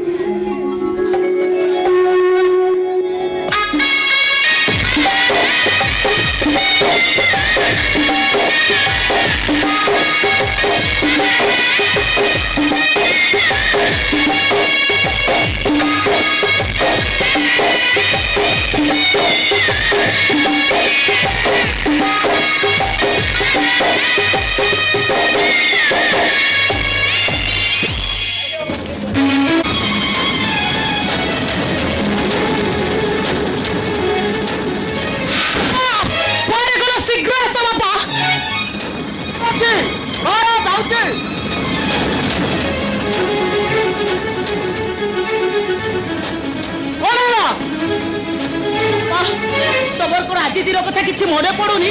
ଆଜି ଦିନଟାକୁ କିଏ କେବେ ଭୁଲି ପାରେ ନା ମୁଁ ଭୁଲିଯିବି। ଆଜି ପରା ଦୀପାବଳି, ମାଉସୀ ବଜାରକୁ ଯାଇଛି ଦୀପ ଆଉ ତେଲ ଆଣିବା ପାଇଁ। ମୁଁ ନାଗରକୁ ଧରି ବାହାରଟା ପରିଷ୍କାର କରୁଥିଲି। ବାପା, ମୁଁ ଦୀପାବଳିର ଦୀପ ଜାଳିବା କଥା କହୁନି। କୋଉ କଥା କହୁଛୁ? ମୋ ବାହାଘର ଗତକାଲି 3 ମାସ ଶେଷ ହେଇଗଲା। Oh my God! ଏ କଥାଟା ମୁଁ ଏକଦମ ଭୁଲି ଯାଇଛି। ତମେ ବା କାହିଁକି ମନେ ରଖିବ? ତମେ ତ ତମ ଜ୍ୟୋତିଷ କଥାକୁ ମାରିବାକୁ ଯାଇ ଓ ବେକରେ ଗୋଟେ ବିଧ ଫାঁସି ଦୌଡ଼ି ପକେଇ ଦେଇ ନିଜେ ସ୍ଥିର ମୁକ୍ତି ପାଇଗଲ ବାପା। କିଏ ଚିନ୍ତା କରିଛ ତମ ଝିଅ 3 ମାସ ହେଲା କେତେ କଷ୍ଟ ଯନ୍ତ୍ରଣାରେ ଅଛି? ଜାଣି ପାରୁଛି ବୋଲି ତ, ହେଲେ ତୁ ବି ବୁଝିପାରିବୁନୁ ଏ ଗୋଟେ ବାପର ହୃଦୟର କଷ୍ଟକୁ। କାହିଁ ତମ ଜ୍ୟୋତିଷ କଥା କର ସତ ହେଲାନି? ସତ ନୁହେଁ ବେଟା, ଖୁସିର କଥା। ଜଣକର ଜୀବନ ତ ବଞ୍ଚିଗଲା। ମୁଁ କିନ୍ତୁ ଶଙ୍ଖା ସିନ୍ଦୁର ଆଉ ପିନ୍ଧି ପାରିବିନି ବାପା। ଏମିତି କଲେ ତୁ ତ ସେ ଜ୍ୟୋତିଷ କଥାକୁ ସତ ବୋଲି ପ୍ରମାଣିତ କରିଦେବୁ। ତୁ ଯଦି ସ୍ୱାମୀ ବଞ୍ଚିଥାଉ ଥାଉ ହାତରୁ ଶଙ୍ଖା ଖୋଲି ଦଉ ଆଉ ମଥାରୁ ସୁନ୍ଦର ପଶି ଦଉ, ତାହେଲେ ତୁ ସେଇ ବିଧବା ହେଲୁ ନା। ତମେ କଣ କହୁଛ ବାପା? ସେଇ ଝିଅଟା ମରିବା ପର୍ଯ୍ୟନ୍ତ ମୁଁ କଣ ତା ପାଇଁ ଶଙ୍ଖା ସିନ୍ଦୁର ପିନ୍ଧିବି? ନା ବାପା, ନିଜ ଝାକେଟ ପାଇଁ ମୁଁ କେବେ ଶଙ୍ଖା ସିନ୍ଦୁର ପିନ୍ଧି ପାରିବି ବାପା। ଆଜି ମୁଁ ଶଙ୍ଖା ସିନ୍ଦୁର ଏଇଠି ଖୋଲିଦେବି। ମୁଁ ଅପେକ୍ଷା କରିବାକୁ କହୁନି, ମୁଁ କହୁଛି ସେ 3 ମାସର ଅସ୍ଥାୟୀ ସମ୍ପର୍କଟାକୁ ତୁ ଯଦି ସ୍ଥାୟୀ ସମ୍ପର୍କରେ ମାନି ନେବୁ ତାହେଲେ କଣ କହୁଛ ବାପା? ମୁଁ ତମ କଥା କିଛି ବି ବୁଝିପାରୁନି। ତାପରେ ତମେ କଣ କହୁଛ? ସେଇ କନସେପ୍ଟଟା ମରିବା ପର୍ଯ୍ୟନ୍ତ ମୁଁ କଣ ଶଙ୍ଖା ସିନ୍ଦୁର ପିନ୍ଧିବି? ନାଇଁ, ମୁଁ ଏ କହୁଛି ତୁ ସେ 3 ମାସର ଅସ୍ଥାୟୀ ସମ୍ପର୍କକୁ ସ୍ଥାୟୀ ସମ୍ପର୍କ ମାନିଲେ ତାହେଲେ ତାର କ୍ଷତି କଣ? ନାଇଁ ବାପା, ନାଇଁ, ମୁଁ କେବେ ବି ପାରିବିନି ବାପା, କେବେ ବି ନୁହେଁ। ଆଜି କିନ୍ତୁ ମତେ ଏଇ ଶଙ୍ଖା ସିନ୍ଦୁର ବନ୍ଧନରୁ ଏଇଠି ମୁକ୍ତି ଦିଅ ବାପା। ନାଇଁ, ମୁଁ ମାନୁଛି ନାଗର ଅଶିକ୍ଷିତ ହେଇପାରେ, ହେଲେ ତା ଭିତରେ ଯୋଉ ମଣିଷ ପଡ଼ିଆ ଲୁଚି ରହୁଛି ତାର କୌଣସି ଗୁଣରେ ତୁଳନା ନାହିଁ। ନାଗର ଗୋଟାଏ ମୂର୍ଖ ବାପା। ଶିକ୍ଷିତ ହେଇପାରେ, ହେଲେ ନାଗର ଜ୍ଞାନ ତାଠାରୁ ଅନେକ ଉଚ୍ଚରେ। ଶନି ଅର୍ଥପତି ହେଇପାରେ, ହେଲେ ନାଗର ଧନୀପତି ଆଉ ନ୍ୟାୟପତି। ଯୋଉଟା କିଣିବା ପାଇଁ ନାଗର, ଯୋଉଟା କିଣିବା ପାଇଁ ଶନିର ଅର୍ଥ ଅନେକ କମ୍ ହେଇପାରେ। ବାପା, ତମେ ଏମିତି କଣ କହୁଛ? ଆହୁରି କହୁଛି ଶୁଣ, ପତ୍ନୀ ହିସାବରେ ତୁ ଯୋଉ ସ୍ୱପ୍ନ ଦେଖିବାକୁ ଯାଉଛୁ ସାକାର କରିବାକୁ, ସେଇ ସ୍ୱପ୍ନଟା ସତକୁ ସତ ସତ ହିଁ ରହିଯିବ। ତୁ ନାଗର ପାଖରୁ ଯାହା ପାଇବୁ ତାହା ଶନି ପାଖରୁ ପାଇବୁନୁ। ବାପା, ବାପା, ମୁଁ ଏସବୁ ଗ୍ରହଣ କରିପାରିବି ବାପା। ମୁଁ କିନ୍ତୁ ନାଗରକୁ ମନେ ମନେ ଗ୍ରହଣ କରିସାରିଛି। ନାଗର ଯଦି ଏ ଘରର ଘରଚୟ ହୁଏ ତାହେଲେ ମୁଁ ମଧ୍ୟ ପୁତ୍ର କଷ୍ଟକୁ ଭୁଲିଯିବି। କାହିଁକି ବାପା? ଯଦି ତମ ମନରେ ଏତେ ସବୁ କଥା ଥିଲା ତାହେଲେ କାହିଁକି ମତେ ଭଲ ପାଇବାର ଆଶା ଦେଖେଇ ଜ୍ୟୋତିଷ କଥାକୁ ମାରିବାକୁ ଯାଇ କାହିଁକି ମତେ ଆଜି ଏମିତି କଷ୍ଟ ଯନ୍ତ୍ରଣା ଦଉଛନ୍ତି ବାପା? ଜ୍ୟୋତିଷ କଥା ଏବେ ବି ସତାଇନି। 3 ମାସ ଶେଷ ହବ ତାର କିଛି ଗ୍ୟାରେଣ୍ଟି ନଥାଏ। ହୁଏତ ଆଉ କିଛି ଦିନ ଲାଗିଥାଇପାରେ। ମୁଁ ଆଜି କିଛି ଶୁଣିବିନି। ମୁଁ ତମ କଥା ରଖିଥିଲି, ତମେ ଆଜି ମୋ କଥା ରଖିବ। ବାସ୍, ଆଜି ମୋ ଶଙ୍ଖା ସିନ୍ଦୁର ବନ୍ଧନରୁ ଏଇଠି ମୁକ୍ତି ଦିଅ ବାପା, ଏଇଠି ମୁକ୍ତି ଦିଅ। ମୁଁ କେବେ ଶଙ୍ଖା ସିନ୍ଦୁର ପିନ୍ଧି ପାରିବିନି। No never. ଶନି ବଞ୍ଚିଥାଉ ଥାଉ ମୋ ଝିଅକୁ କେବେ ମୁଁ ବିଧବା ବେଶ ଦେଖେଇ ପାରିବିନି। ଏମିତି ଗୋଟେ ଦୃଶ୍ୟ ଦେଖିବା ପାଇଁ ମୁଁ କାହାକୁ ଆଦେଶ ଦେଇପାରିବିନି। ତମେ କଣ କହିବାକୁ ଚାହୁଁଛ?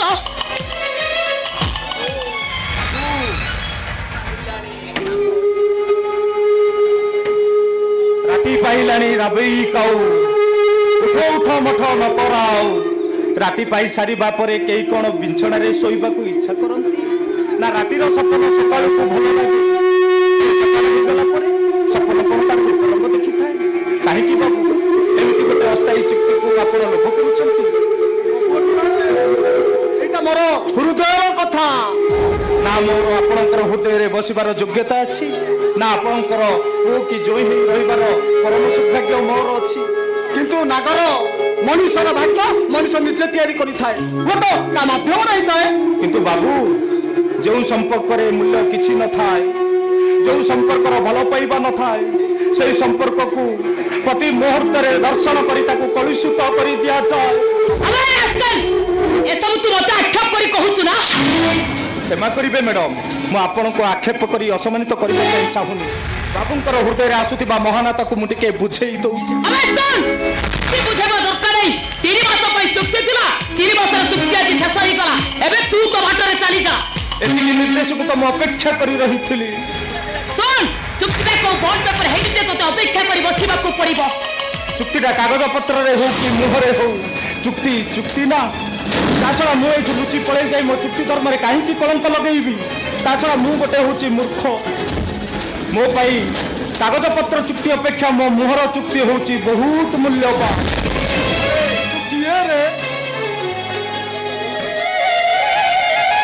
କଦର୍ଯ୍ୟ ବାପା ମା ତୋ ଭଳି ଗୋଟେ ଅମୂଲ୍ୟ ରତ୍ନକୁ ଜନ୍ମ ଦେଇ ବୁଝି ନ ପାରି ରାସ୍ତା କଡ଼ରେ ଫିଙ୍ଗି ଦେଲେ।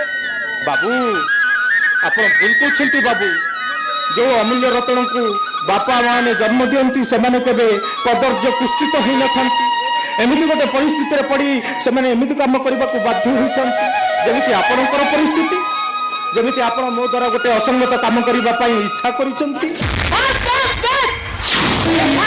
ଶୁଣିବା ପାଇଁ ମୋ ପାଖରେ ସମୟ ନାହିଁ। ମୁଁ କହୁଛି ନାଗରା ଘରୁ ଯିବନି। କାହିଁକି ସେ ଘରେ ରହିବ? କାହିଁକି ଆଉ କଣ ପାଇଁ ରହିବ? ତାର କଲ୍ପତାକୁ ମଧ୍ୟ ଦରକାର ପଡ଼ିଲେ ମୁଁ ଏ କୁକୁରକୁ ଯୁକ୍ତରେ ପିଟି ଏଠୁ ବାହାର କରିଦେବି। ହଉ ବାବୁ ହଉ। ତର୍କ କଲେ ସୁଖ ଆନନ୍ଦ ମିଳେନି, ଦୁଃଖ କଷ୍ଟକୁ ନିମନ୍ତ୍ରଣ କରାଯାଏ। ହେଲେ ମୋ ଭଳି ଗୋଟେ ତୁଚ୍ଛା ମହିଳା ଲୋକ ପାଇଁ ବାପ ଝିଅ ଭିତରେ ଥିବା ସମ୍ପର୍କକୁ କାହିଁକି ନଷ୍ଟ କରିବାକୁ ବସିଛନ୍ତି? ଯାଉଛି ବାବୁ, ଆଜିଠୁ ଭୁଲିଯିବେ। ମନେ ରଖିଲେ କଷ୍ଟ ପାଇବେ ସିନା, ମତେ ଆଉ ପାଇବେନି। ଆସୁଛି ମ୍ୟାଡମ, ନମସ୍କାର।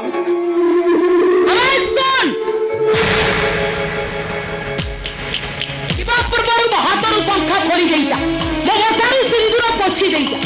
ନା ନା, ମୁଁ ଏମିତି କାମ ମୁଁ କରିପାରିବିନି। କାହିଁକି ପାରିବୁନି? ଆମେ ଶୁଣ, ତୁ ତ ମତେ ଶଙ୍ଖା ସିନ୍ଦୁର ପିନ୍ଧେଇଛୁ, ତୁ ପୁଣି ପାରିବୁନି କାହିଁକି ବେ? ସେମିତି ଗୋଟେ ପିନ୍ଧିବା ପାଇଁ ମୋ ପାଇଁ ଗୋଟେ ଚୁକ୍ତି ଥିଲା, ହେଲେ ଏଇଟା ଚୁକ୍ତିର ବାହାରେ। ହେଲେ ମୁଁ ବଞ୍ଚିଥାଉ ତ ଆପଣଙ୍କୁ ବିଧବା କରିଦେବି କେମିତି? ତାମାନେ ତୁ କଣ କହୁଛୁ? ତୁ ମରିବା ପର୍ଯ୍ୟନ୍ତ ମୁଁ ଶଙ୍ଖା ସିନ୍ଦୁର ପିନ୍ଧି ରହିବି? ଯଦି ଅପେକ୍ଷା କରିବାକୁ ଇଚ୍ଛା ହଉନି ତାହେଲେ ମୁଁ ଆପଣଙ୍କର ସାମ୍ନାରେ ଛିଡା ହେଇଛି, ତଣ୍ଟି ଚିପି ମାରିଦିଅ। ପ୍ରତିବାଦ କରିବା ବଦଳରେ ମୁଁ ତମକୁ ସହଯୋଗ କରିବି। ତତେ ମୁଁ କଣ ପାଇଁ ମାରିବା? ତତେ ମାରି ମୁଁ କଣ ପାଇଁ ପାପ ନେବି? ତାହେଲେ ଗୋଟେ ସଦବା ହାତରୁ ଶଙ୍ଖା ଖୋଲି ଦେଇ ମଥାରୁ ସିନ୍ଦୁର ପୋଛି ଦେବାଟା କଣ ପାପ ନୁହେଁ, କଣ ଗୋଟେ ପୁଣ୍ୟ କାମ? ବଡ ଆଶ୍ଚର୍ଯ୍ୟ ଲୋକ ମୁଁ ଦେଖୁଛି। ଆରେ ଶଙ୍ଖା ସିନ୍ଦୁର ପିନ୍ଧେଇଥିଲୁ, ଶଙ୍ଖା ସିନ୍ଦୁର ଖୋଲିଦେବୁ, ଏଠି ପୁଣି ପାପ ପୁଣ୍ୟ ଧର୍ମ ଏସବୁ ହିସାବ ଶିଖିବା ଦରକାର କଣ ଅଛି? ପାପ ପୁଣ୍ୟର ସଂଜ୍ଞା ବୁଝି ନ ବୁଝିବାର ଆଳ ଦେଖେଇ ଏମିତି ସବୁତିକ ପାପ ତ ମୋ ମୁଣ୍ଡରେ ଅଜାଡ଼ି ଦେଇ ସୌଭାଗ୍ୟବତୀ ହେବା ପାଇଁ ଚାହିଁଛନ୍ତି। ତମେ ସୌଭାଗ୍ୟବତୀ ହୁଅ କି ପରମଭକ୍ତି ହୁଅ, ମୋର ତାହିଁରେ କିଛି ଲାଭ ନାହିଁ। ହେଲେ ପତି ଧର୍ମ ପାଳନ କରିବାକୁ ଯାଇ ମୁଁ ତମକୁ ଟିକେ ବି ସୁଖ ଦେଇନି, ହେଲେ ଆଜି ଗଲାବେଳେ ଟିକେ ସୁଖ ଦେଇଯିବି। ଧର୍ମ ଟିକେ ହାତରେ ଦେଇ ପାପକୁ ମୁଁ ମୁଣ୍ଡେଇ ଚାଲିଯିବି। ଦେଖନ୍ତୁ ହାତ ମ୍ୟାଡ଼ାମ, ତମ ହାତରୁ ଶଙ୍ଖା ଖୋଲି ଦେଇ ମଥାରୁ ସିନ୍ଦୁର ପୋଛି ଦେଇ ନିଜ ହାତରେ ମୋ ନିଜ ଘର ଛାଡି ଚାଲିଯିବି। ମୁଁ ଏମିତି ଦୃଶ୍ୟ କେବେ ଦେଖିପାରିବିନି। କାହିଁକି ଆଉ ମନା କରୁଛନ୍ତି ବାବୁ? ସବୁ କିଛି ସରିଗଲା ପରେ ଶେଷଟାକୁ ଦେଖିବା ପାଇଁ କାହିଁକି ଭୟ କରୁଛନ୍ତି? ଭୟ ନୁହଁରେ ନାଗର, ଏମିତି ଗୋଟେ ଅମାନୁଷିକ କାର୍ଯ୍ୟକୁ ମୁଁ କେବେ ଦେଖିପାରିବିନି। ରହିଯାନ୍ତୁ ବାବୁ, ଆପଣଙ୍କୁ ମୋ ନିୟମ। ଯଦି ମୋ ପାଇଁ ଆପଣଙ୍କ ପାଖରେ କିଛି ଦରଦ ଥାଏ ତାହେଲେ ରହିଯାଆନ୍ତୁ। ବାବୁ, ଗୋଟେ ସ୍ୱାମୀ ତା ସ୍ତ୍ରୀ ହାତରେ ଶଙ୍ଖା ସିନ୍ଦୁର ଦେଲା ବେଳେ ହୋମନିଆ ସାକ୍ଷୀ ଥାଏ, ଆଉ ଖୋଲିଲା ବେଳେ ଜୁଇନିଆ ସାକ୍ଷୀ ଥାଏ। ହେଲେ ଏଠି ତ ଜୁଇନିଆ ଜଳୁନି, ହେଲେ ମୁଁ ଏତେ ବଡ଼ କାମ କେମିତି କରିବି ବାବୁ? ହେଲେ ସେଦିନ ଶଙ୍ଖା ସିନ୍ଦୁର ପିନ୍ଧେଇଲା ବେଳେ ସାକ୍ଷୀ ଥିଲା ହୋମନିଆ, ଆଉ ସାକ୍ଷୀ ଥିଲେ ଆପଣ। ହେଲେ ଆଜି ଏଠି ତ ଜୁଇ ଜଳୁନି, ହେଲେ ସାକ୍ଷୀ ରହିବେ ଆପଣ। ବାବୁ, ଏ ନାଗର ଆଜି ନିଜକୁ ଧନ୍ୟ ମନେ କରୁଛି ଆପଣଙ୍କ ପରି ଗୋଟେ ସାକ୍ଷୀ ପାଇ। ଦେଖନ୍ତୁ ମ୍ୟାଡ଼ାମ, ହାତ ଦେଖନ୍ତୁ, ହାତରୁ ଶଙ୍ଖା ଖୋଲି ଦେଇ ମଥାରୁ ସିନ୍ଦୁର ପୋଛି ଦେଇ ମୁଁ ସବୁ କଳଙ୍କକୁ ସଫା କରି ଦେଇଯିବି, ନିଭେଇ ଦେଇଯିବି ଏ କଳା ନାଗରର ସବୁ କିଛି ଚିହ୍ନକୁ। ବାବୁ, ସେଦିନ ଜୀବନ ଦେବି ବୋଲି କହିଥିଲି ବୋଲି ସତକୁ ସତ ମୋ ଜୀବନ ନେଇଗଲି। ଏ କଳା ନାଗର ଆଜି ସବୁ କଳଙ୍କର ମୁକ୍ତି ପାଇ ମରିଗଲା।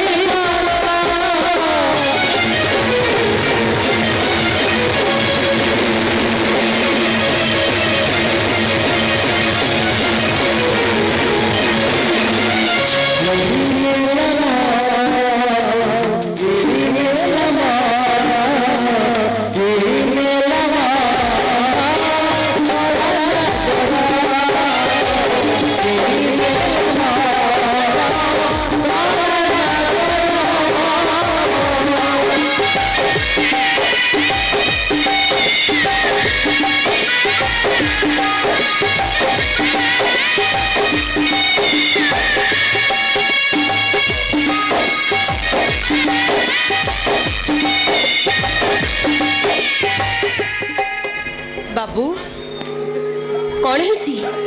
ଆପଣଙ୍କ ମୁହଁଟା ଭାରି ଶୁଖିଲା ଦିଶୁଛି। ସେ କିଛି ନାହିଁ। ବାବୁ ଆପଣ ବରାଦ ଦବା ଅନୁଯାୟୀ ସବୁ ନେଇ ଆସିଛି। ଆଉ ବାକି ରହିଛି କେବଳ ବାଣଟା।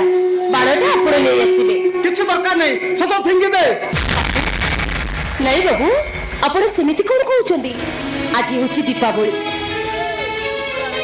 ଦୀପର ଆଲୋକମାଳାରେ ଆପଣ ପୂର୍ବପୁରୁଷ ମାନଙ୍କୁ ଶାନ୍ତିର ବାର୍ତ୍ତା ଦେବେ। ବାବୁ ମୋ କଥା ରଖିବେ। ମୋ ପାଇଁ କି ଗୋଟେ ଛୁରଛୁର ବାଣ ନେଇ ଆସିବେ। ଓହୋ, କହିଲି ପରା ସେ ସବୁ କିଛି ଦରକାର ନାହିଁ।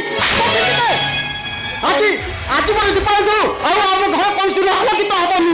କାରଣ ଏ ଦୀପାବଳି ପର୍ବଟା ସବୁଦିନ ପାଇଁ ମୋ ଜୀବନଟାକୁ ଅନ୍ଧାର କରିଦେଲା। ବାବୁ କଣ ହେଇଛି? ଆପଣ ଏମିତି କଣ କହୁଛନ୍ତି? କଣ କିଛି ବୁଝିପାରୁନି ତୁ? କେମିତି କହିଲେ ତୁ ବୁଝିବୁ? କାଲି ଥିଲା ନାଗର ଆଉ ରୂପାଲିର ବାହାଘର ଶେଷ ଦିନ। ହଁ ତାହା ତ ମୁଁ ଜାଣିଛି ବାବୁ। ଆଉ ତୁ ଜାଣିକି ମଧ୍ୟ ନାଗର ସହିତ ବାଣ ଫୁଟିବାକୁ କେମିତି ମନ କରୁଛୁ? ତାମାନେ ନାଗର ଚାଲିଗଲା। ଏ ଘର ଛାଡି ସବୁଦିନ ପାଇଁ ଚାଲିଗଲା। ଝିଅକୁ ବିବାହ କରି ତା ମରଣକୁ ନିଜ ସାଥିରେ ଧରି ଏ ଘର ଛାଡି ଚାଲିଗଲା। ନାଗର ଏ ଘର ଛାଡ଼ି ଚାଲିଗଲା। ତାହେଲେ ମୁଁ କାହିଁକି ଏ ଘରେ ପଡ଼ିବି? ମୁଁ ବି ଏ ଘର ଛାଡ଼ି ଚାଲିଯିବି। ମୁଁ ଏ ଘର ଛାଡ଼ି ଚାଲିଯିବି ବାବୁ। ତୁ କୁଆଡେ ଯିବୁ? କାହିଁକି ଏ ଘରେ ପଡ଼ି ରହିବି ବାବୁ? ଯାହାକୁ ପାଇବା ପାଇଁ ମୁଁ 30 ବର୍ଷ କାଳ ଆଜି ଏ ଘରେ ପଡ଼ି ରହିଛି, ତାଠୁ ଦୂରେଇ ମୁଁ ଏ ଘରେ କେମିତି ରହିବି? ନାଇଁ ବାବୁ ନାଇଁ, ମୁଁ ଏ ଘର ଛାଡ଼ି ଚାଲିଛି ବାବୁ। ମୁଁ ଏ ଘର ଛାଡ଼ି ଚାଲିଛି। ତୁ କିଛି ବୁଝିପାରିଲେନି। ନାଗର କଳା ନାଗର ହଉଛି ମୋ ପୁଅ।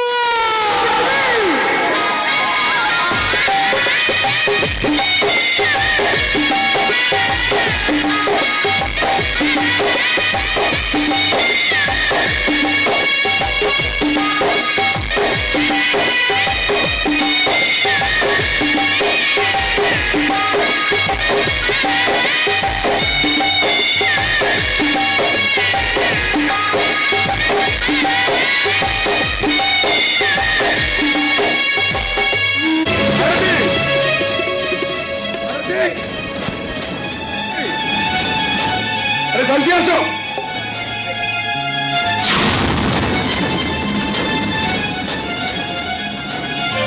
କଣ ହେଇଛି? ଏତେ ବଡ଼ ପାଟି କରୁଛ କାହିଁକି କହିଲ? ଏଇଟା ମୁଁ କଣ? ଦୀପର ତେଲ ଦେଇକି ସେପଟେ ଦୀପ ଲଗଉଥିଲି ବାରିପଟେ। ତମେ ଏତେ ଜୋର କାହିଁ ପାଟି କରୁଛ? କଣ ହେଇଛି ଆଗ କୁହ? ଏଇଟା କଣ?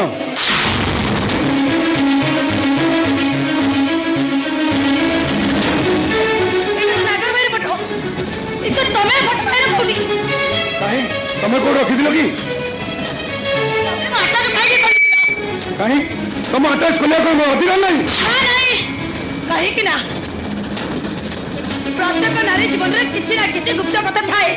ତାକୁ ଅନ୍ୟ କେହି ଦେଖିବା ଜମା ବି ଠିକ ନୁହଁ। ସ୍ୱାମୀ ସ୍ତ୍ରୀ ସମ୍ପର୍କ ମଧ୍ୟରେ ନୁହଁ। ନା ନୁହଁ, ଏଇଟା ହଉଛି ଭୁଲ, ମସ୍ତ ବଡ ଗୋଟେ ଅପରାଧ। ମୁଁ ଭୁଲ କି ଅପରାଧ? ମୋ ସ୍ୱାମୀ ହିସାବରେ ସ୍ତ୍ରୀର କଳଙ୍କିତ ଅଧ୍ୟାୟକୁ ମୁଁ ସ୍ୱାମୀ ହିସାବରେ ଜାଣିଗଲି ନା। ତମେ କଣ କହିବାକୁ ଚାହୁଁଛ? ମତେ ସିଧା କୁହ, ନାଗର ସହିତ ତମର କି ସମ୍ପର୍କ ଅଛି? ଘରେ ତ କହିସାରିଛି, ଆଉ ପୁଣି କେତେ ଥର ପଚାରୁଛ? ଆରେ ମୁଁ କଣ ଶୁଣ, ନାଗର ଫଟୋ ସିନା ବୋଉ ମାତା ଆସନ୍ତି ରଖିଥିଲେ। ସେ ଫଟୋଟି ମୋ ପାଖରେ ଥାନ୍ତା ତାହେଲେ ମୁଁ ବନ୍ଦେଇ କରି କାନ୍ଥରେ ଟାଙ୍ଗିଥାନ୍ତି। ତମେ ଯିବା ସମୟରେ ନଜର ପଡ଼ିଥିଲେ ତମମାନଙ୍କର ଅମର ଚମନା ଗୃହରେ ସାହାଯ୍ୟ କରିଥାନ୍ତା। ଓ ହେଲା, ତମେ ତା ଫଟୋକୁ ଫୁଲ ଚନ୍ଦନ ଦେଇ ପୂଜା କର, ମୋର କିଛି କହିବାର ନାହିଁ। କାରଣ ତମର ସେଥିରେ ସ୍ୱାର୍ଥ ଅଛି। ହେଲେ ସିଏ ତମ ବୋଉକୁ କଣ ଦେଇଛି? କଣ ପାଇଁ ସେ ଲୋକଟା ତା ପାଖରେ ଏତେ ମହାନ ହେଇଗଲା ଯେ ତା ଫଟୋକୁ ସେ ତା ଆଟାଚ ଭିତରେ ସାଇଜ କରି ରଖିଛି? ମହାନ ଲୋକମାନେ ସବୁବେଳେ ମହାନ ହେଇଥାନ୍ତି, କିଛି ଦେଇକି ନୁହଁ କି କିଛି ନେଇକି ବି ନୁହଁ। ତାଙ୍କ ମହାନ କାର୍ଯ୍ୟ ପାଇଁ ସେ ସବୁବେଳେ ମହାନ ହେଇକି ଥାନ୍ତି।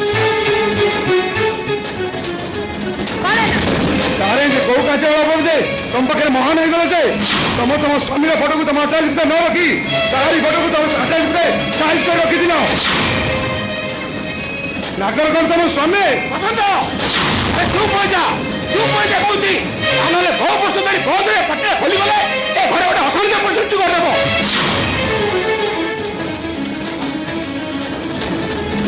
ବାବା, ମୁଁ ଆପଣଙ୍କ ହାତ ଯୋଡ଼ି ନେଉ ରହୁଛି, ଆପଣ ଟିକେ ପାଟି ତାଙ୍କ ପ୍ରଶ୍ନର ଉତ୍ତର ଦେବା ପାଇଁ ମୁଁ ଅକ୍ଷମ ନୁହଁ।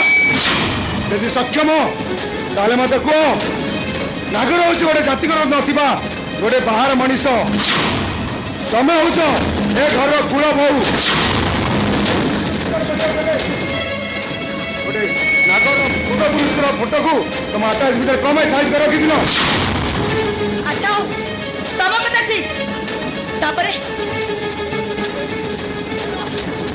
ତମେ ହଉଛ ଜଣେ ସନ୍ଦେହ ପୁରୁଷ। ତମ ସନ୍ଦେହ ତମକୁ ବି ବୁଝିବା ପାଇଁ ଅକ୍ଷମ। ମୋ ସନ୍ଦେହ ପୁରୁଷ ଆଉ ତମେ ସତୀ ସାବିତ୍ରୀ।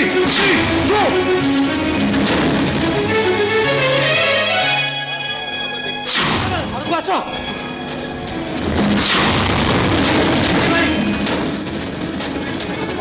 କଥାରେ ମୋର ମୁଣ୍ଡ ପୁରାଇବା ଆଦୌ ଉଚିତ ନୁହଁ।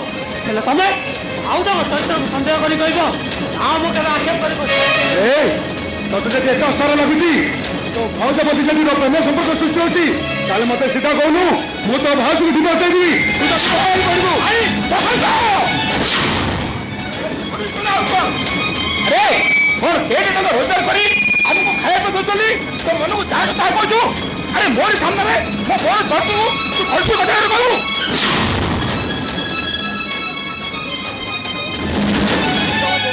ପବିତ୍ର, ତାହେଲେ ସେ ଚରିତ୍ରର ପବିତ୍ରତା ପ୍ରମାଣ ଦଉ। ମୁଁ ତମକୁ ସୀତାଙ୍କ ପରେ ଅଗ୍ନି ପରୀକ୍ଷା ଦେଇ ମୋ ସତୀତ୍ୱର ସାର୍ଟିଫିକେଟ ଦେବି। ତାହେଲେ ମୁଁ କହିବି ନାଗର ସହିତ ତମର କିଛି ଖରାପ ସମ୍ପର୍କ ଅଛି, ସେଥିପାଇଁ ତମେ ତାକୁ ଦେଖା କରିବାକୁ ଯାଇଥିଲ, ସେଥିପାଇଁ ତା ଫଟୋକୁ ତମେ ଆଟାଚରେ ସାଇଜ କରି ରଖିଛ। ଆଚ୍ଛା ହଉ, ତମ କଥା ଠିକ। ତାପରେ କଣ ହେଲା? ଯଦି ଠିକ ତାହେଲେ ତମ ରିଏଲରେ ପୁଣିତା ନାରୀକୁ ମୁଁ କେବେ ସାରା ଜୀବନ ମୋ ସ୍ତ୍ରୀ ଭାବେ ଗ୍ରହଣ କରିପାରିବିନି। ତାହେଲେ ଶୁଣ, ନାଇଁ ଏତେ ବଡ଼ ଡିସିସନ ନେବାଟା କିଛି ଠିକ ନୁହଁ। ବିଷୟ ନେବା ଉଚିତ। ଏ ମୁହୂର୍ତ୍ତରେ ମୁଁ ତାକୁ ଏ ଘରୁ ବାହାର କରିଦେବି।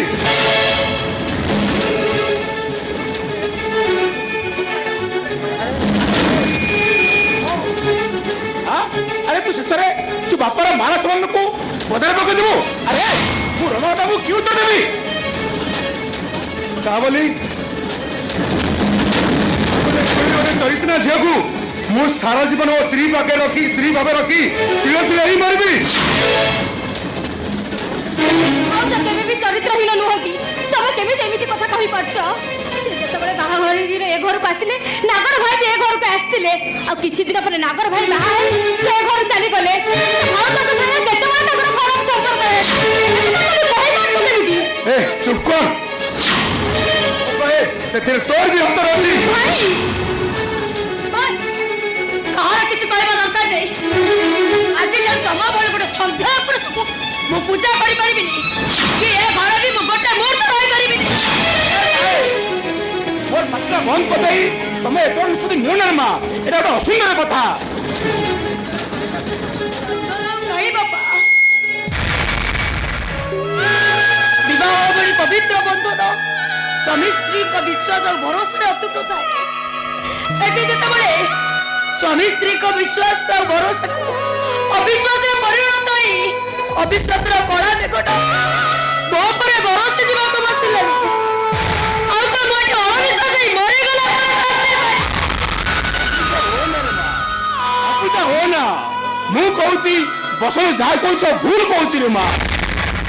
ମୁଁ ଠିକ କହୁଛି। ଏ ମୁହୂର୍ତ୍ତରେ ମୁଁ ତାକୁ ଏ ଘରୁ ବାହାର କରିଦେବି। ମୁଁ ମଧ୍ୟ ଏ ଘରୁ ରହିବାକୁ ଚାହୁଁଛି। ଏଇ ମୁହୂର୍ତ୍ତରେ ଘରେ ଛାଡ଼ି ଚାଲିଯିବି। ଚାଲିଯା ଘରକୁ। ଆଉ ଚାଲିଯିବା ପୂର୍ବରୁ ହାତରୁ ସୁନ୍ଦର ତୁ ପୋଛି ଦେ। କାଢିଦେ ଶଙ୍କାରୁ ସୁନ୍ଦର, କାଢିଦେ ହାତରୁ ଶଙ୍କା, ଆଉ ଚାଲିଯା ଘରୁ। ଏ ବସନ୍ତ, ତୁ ମଣିଷ ପଶୁରେ। ଆରେ ସ୍ତ୍ରୀ ବିଧବା ହୁଏ ସ୍ୱାମୀ ହେଲା ପରେ, ହେଲେ ତୁ ବଞ୍ଚି ଥାଉ ଏମିତି ଅସଙ୍ଗତ କହିପାରୁଛୁ କେମିତି? ମୁଁ ତୁମକୁ ହାତ ଯୋଡୁଛି, ମୋ ଭାଉଜଙ୍କୁ ଏମିତି କଥା କୁହ ନା। ଯେତେବେଳେ ସତ କଥାକୁ ତମେ ଜାଣିପାରିବ, ତମେ ନିଜକୁ କେବେ ବି କ୍ଷମା କରିପାରିବ କେବେ ନୁହଁ। ବନ୍ଦ କର ସମସ୍ତେ। ଏଇଟା ମୋର ବ୍ୟକ୍ତିଗତ କଥା, ଏଥିରେ କାହାର ମୁଣ୍ଡ ପୁରିବା ଦରକାର ନାହିଁ। ଆଜିଠାରୁ ମୁଁ ଆକୁ ମୋ ସ୍ତ୍ରୀ ବୋଲି ଅସ୍ୱୀକାର କରୁଛି। ଭଳି ଗୋଟେ ସନ୍ଦେହ ପୁରୁଷକୁ ମୁଁ ମୋ ସ୍ୱାମୀ ବୋଲି ଅସ୍ୱୀକାର କରୁଛି। ଯୋଉଠି ସ୍ୱାମୀ ସ୍ତ୍ରୀର ସମ୍ପର୍କ ସବୁ ତୁଟିଯାଏ ସେଠି ଏ ଶଙ୍କା ସିନ୍ଦୁର ଆଉ କାହିଁକି ରହିବ? ମୁଁ କାଢି ଦେବି ମୋ ହାତର ଶଙ୍କା ଆଉ ପୋଛି ଦେବି ମୋ ମତାର ସିନ୍ଦୁର। ଆଉ ଏଇ କଥା ଭାବି ନେବି ଯେ ମୋ ବାହାଘରଟା ଗୋଟେ କଳା ବନ୍ଧନ ଥିଲା ବୋଲି। ଏଇ ଦେଖ ମୁଁ କାଢି ଦଉଛି ମୋ ହାତର ଶଙ୍କା।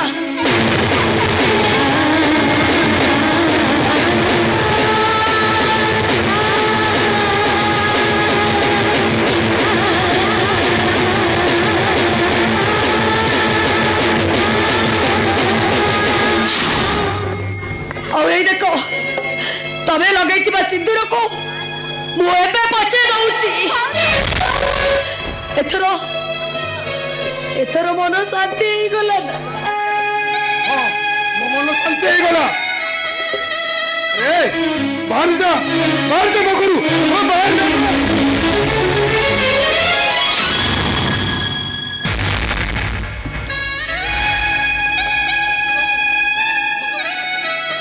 ହଉ ଭଗବାନ ମତେ ଠିକ ସମୟରେ ପହଞ୍ଚି ଦେଇଛନ୍ତି। ମୁଁ ବାହାର ଥାଇ ସବୁ କଥା ଶୁଣୁଥିଲି। ଆପଣ ଆସିଲେଣି ମାନେ? ଆରେ ମୁଁ ଆସିନଥିଲେ ମୋ ଝିଅକୁ ସାଙ୍ଗରେ କିଏ ନେଇଥାନ୍ତା? ମୋର ଭୁଲ ହେଇଛି ମୁଣ୍ଡି, ମୋର ଭୁଲ ହେଇଛି। ଭୁଲ ତମର ନୁହେଁ ସମୁଦି, ଭୁଲ ହଉଛି ମୋ ଝିଅର। ଟିକେ ଭୁଲ ପାଇଁ ମୋ ଝିଅର ସଂସାରଟା ଭାଙ୍ଗିଗଲା। ଆଉ ସେ ଟିକେ ଭୁଲକୁ ମୁଁ କାହିଁକି ଗୋପନ ରଖିବି? ଆଉ କୋଉ କଥା ଗୋପନ ଅଛି? ନାଗର ହଉଛି ମୋର ପାଳିତ ପୁଅ। ମୁଁ ତାକୁ ନାଗେଶ୍ୱର ମନ୍ଦିରରୁ ପାଇଥିଲି। ମୁଁ ତାକୁ ଘରକୁ ନେଇ ପୁଅର ପରିଚୟ ଦେଇଥିଲି। ହେଲେ ମୋର ଯେତେବେଳେ ପୁଅ ଝିଅ ଜନ୍ମ ହେଲେ ମୁଁ ତାକୁ ଚାକର କରିଦେଇଥିଲି। ଧୀରେ ଧୀରେ ସମସ୍ତଙ୍କର ଅତ୍ୟାଚାର ନାଗର ଉପରେ ବଢି ଚାଲିଲା। ଶନି ସେ ନାଗରକୁ ବାଡ଼େଇ ବାଡ଼େଇ ଘରୁ ବାହାର କରିଦେଇଥିଲା। ହେଲେ ନାଗର ମୋ ମାନ ସମ୍ମାନକୁ ତଳେ ନ ପକେଇ ଦେଇ ଘରୁ ବାହାର ଯିବାକୁ କହିଥିଲା। ପରିସ୍ଥିତିକୁ ଲକ୍ଷ୍ୟ କରି ମୁଁ ନାଗରକୁ ଲକ୍ଷ ଟଙ୍କା ଦେଇ ମୁଁ ତାକୁ ଘରୁ ବାହାର କରିଦେଇଥିଲି। ବାପା ଯୋଉ ଅପରେସନ ହେଇଛନ୍ତି ସେ ଲକ୍ଷ ଟଙ୍କା ନାଗର ଭାଇ ଆପଣଙ୍କର ଆଣିଥିଲା? ହଁ ମୁଁ ଦେଇଥିଲି। ହେଲେ ମୁଁ ଜୋର ଦେଇ କହିବି ମୋ ଝିଅ ଆରତୀ ତା ପ୍ରେମକୁ କଳଙ୍କିତ କରିନଥିଲା। ନାଗର ମୋ ଘରେ ରହିଲେ ବି କୌଣସି କଳୁଷିତ କାମ କରିନଥିଲା। ବାକି ରହିଲେ 3 ମାସିଆ ଚୁକ୍ତି କଥା। ହେଲେ ଏଠି ଯଦି ସବୁ କଥାରେ ଆଲୋଚନା ଚାଲିଛି ତାହେଲେ ମୁଁ କଥାଟା ଗୋପନ ରଖି କାହିଁକି? କଲି ସହିତ ରୂପାର ବିବାହ ଏକ ପ୍ରକାର ସ୍ଥିର ହୋଇଥିବା ବେଳେ ନାଗର ସହିତ ମୋର ପରିଚୟ। ବାହାଦୁର କାହିଁକି? ମୋ ଝିଅ ହଉଛି ଗୋଟେ ଉଆସି କନ୍ୟା। କଥା ଚିନ୍ତା କରି ମୁଁ ଗୋଟେ 3 ମାସିଆ ଯୌନ ଅନୁସନ୍ଧାନରେ ଥିଲି। ତମେ କେମିତି ପାଇଲେ ଜୁଏଇ? ବିନୟପୁର ଚାକିରି ପାଇଁ 1 ଲକ୍ଷ ଟଙ୍କା ଦେବାରେ ଅକ୍ଷମ ଥିବାରୁ ତା ଚାକିରି ପାଇଁ ପ୍ରତିବନ୍ଧ ସୃଷ୍ଟି କରୁଥିଲା। ମୁଁ ଚାକିରି ବଦଳରେ ହଁ ଏ ଘରର ପରିସ୍ଥିତି, ଏ ଘରର ଆର୍ଥିକ ଅବସ୍ଥା ସୁଧାରିବା ପାଇଁ ନାଗର ଯାଇ ପହଞ୍ଚିଲା ମୋ ପାଖରେ। ମୋ ଝିଅର ସୁଖ ଭବିଷ୍ୟତ କଥା ଚିନ୍ତା କରି ମୋ ଲୋଭକୁ ସମ୍ବରଣ କରିପାରିଲିନି। ମୋ ଝିଅକୁ ବିନା ଶାରୀରିକ ସମ୍ପର୍କରେ 3 ମାସ ପାଇଁ ବିବାହ କରିବା ପାଇଁ ମୁଁ ନାଗରକୁ ପ୍ରସ୍ତାବ ଦେଲି। ମୋ ପ୍ରସ୍ତାବକୁ ହସି ହସି ଗ୍ରହଣ କରିନେଲା। ଓହୋ, ଯାହା ପାଇଁ ମୁଁ ଚାକିରି ପାଇଛି ମୁଁ ଯେ ତାକୁ କେତେ କଦର୍ଯ୍ୟ ବ୍ୟବହାର କରୁଛି। ଛି ମୋ ମଣିଷ ପରି। ଅଙ୍କଲ ଭୁଲ ହେଇଛି ଅଙ୍କଲ, ମତେ କ୍ଷମା କରିଦିଅନ୍ତୁ।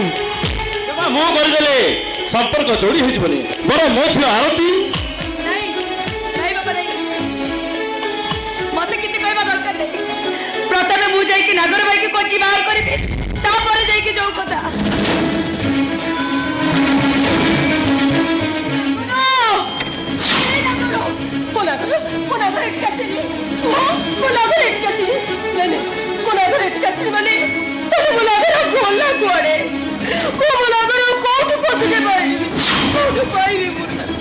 ତମେ ନାଗରକୁ ଖୋଜୁଛ କାହିଁକି? କାହିଁକି ନା ନାଗର ହଉଛି ମୋ ପୁଅ ବାବୁ। ମୁଁ ତାକୁ ଜନ୍ମ ଦେଇଛି। ନାଗର ଯଦି ତମ ପୁଅ ତାହେଲେ ତମକୁ ବେସାରା କହୁଥିଲ କାହିଁକି? ଅବିବାହିତାରେ ଛୁଆଟେ ଜନ୍ମ କରିଥିଲି ବୋଲି ଲୋକ ଲଜ୍ଜାକୁ ସହି ନ ପାରି ନାଗେଶ୍ୱରଙ୍କ ମନ୍ଦିର ବେଳରେ ମୁଁ ତାକୁ ଶୁଆଏ। ତାହେଲେ ନାଗରର ବାପା କିଏ? ତମେ ଯଦି ନାଗରର ମା ବୋଲି ଦାବି କରୁଛ ନାଗର ବାପା କି ଆମେ ଜାଣିବାକୁ ଇଚ୍ଛା କରୁଛୁ। ମୁଁ ନାଗରବାଳିଙ୍କ ବାପାକୁ ଜାଣିଛି, ମୁଁ ମଧ୍ୟ ନାଗରର ବାପାକୁ ଜାଣିଛି, କିନ୍ତୁ ସେ ପରିସ୍ଥିତି ଚାପରେ ତାଙ୍କ ପାଟିଟାକୁ ସେ ବନ୍ଦ ରଖୁଛନ୍ତି। ମୁଁ କିନ୍ତୁ କହିବି ସେ ଏବେ ଆଉ ଚୁପ୍ ରହିଲେ କେବେ ବି ଶୋଭା ପାଇବନି। ରାଜକିଶୋର ବାବୁ ଆପଣ କଣ ଜାଣିଛନ୍ତି ନାଗର ବାପା କିଏ? ନା ମୁଁ ଜାଣିନି ନାଗର ବାପା କିଏ। ତାହେଲେ ଆମକୁ କିଏ କହିବ ନାଗର ବାପା କିଏ? ମୁଁ କହିବି ମୁଁ ହଉଛି ସେ ଅଧମ ନାଗରର ବାପା।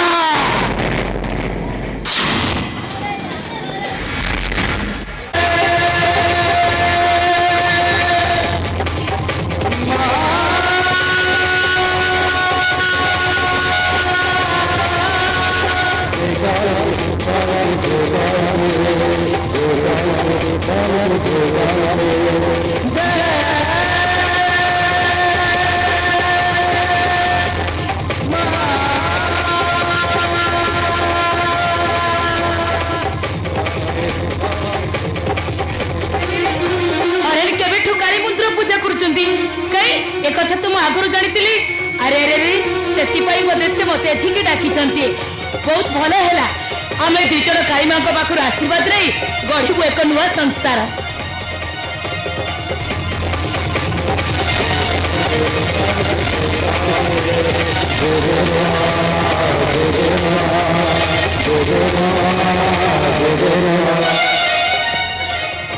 हसुच कहीं देख तमें जे हरण को डाकी दियो कहबो मु तांकर ऊपर डाकुची बोली। जय मां काली।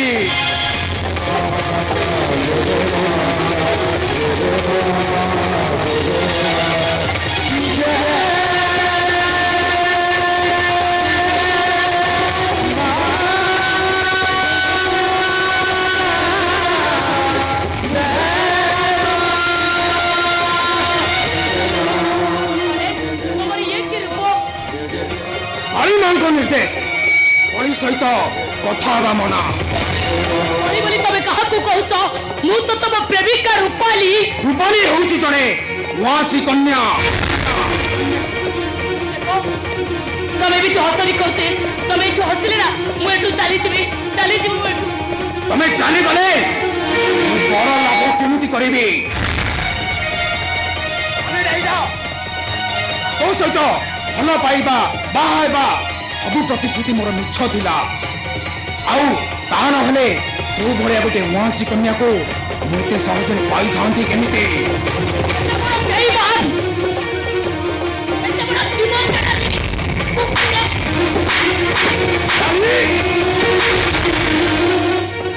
बलि पड़िबा पासी बेसी फड़फड़ होचु नहीं। अरे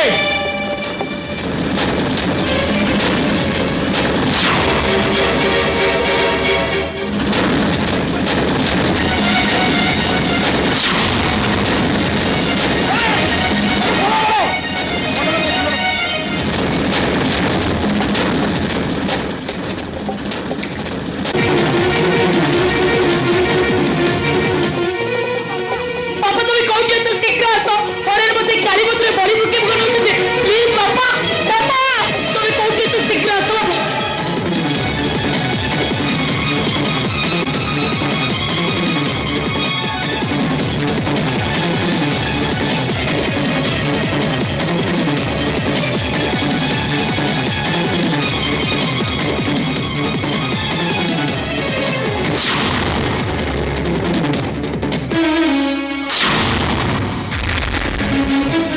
तमे मते बंचाई दियो।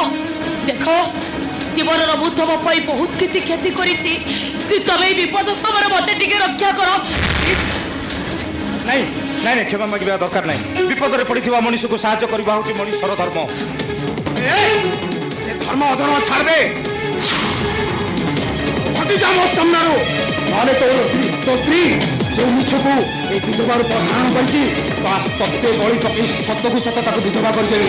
हटि जा बड़ बाबू तमर की विवर्ष रूप मनुष्य ही तमे घातक साजिछ आउ गोटे मनुष्य को बलि पकेबा को आसीछ। अरे हटि जा मोर तोर कहूची ना मु हटिबिनी। हटि जा आ मु हटिबिनी भले तू भी बलि बनिबे हटि जा मोर रास्तारो ना मु हटिबिनी।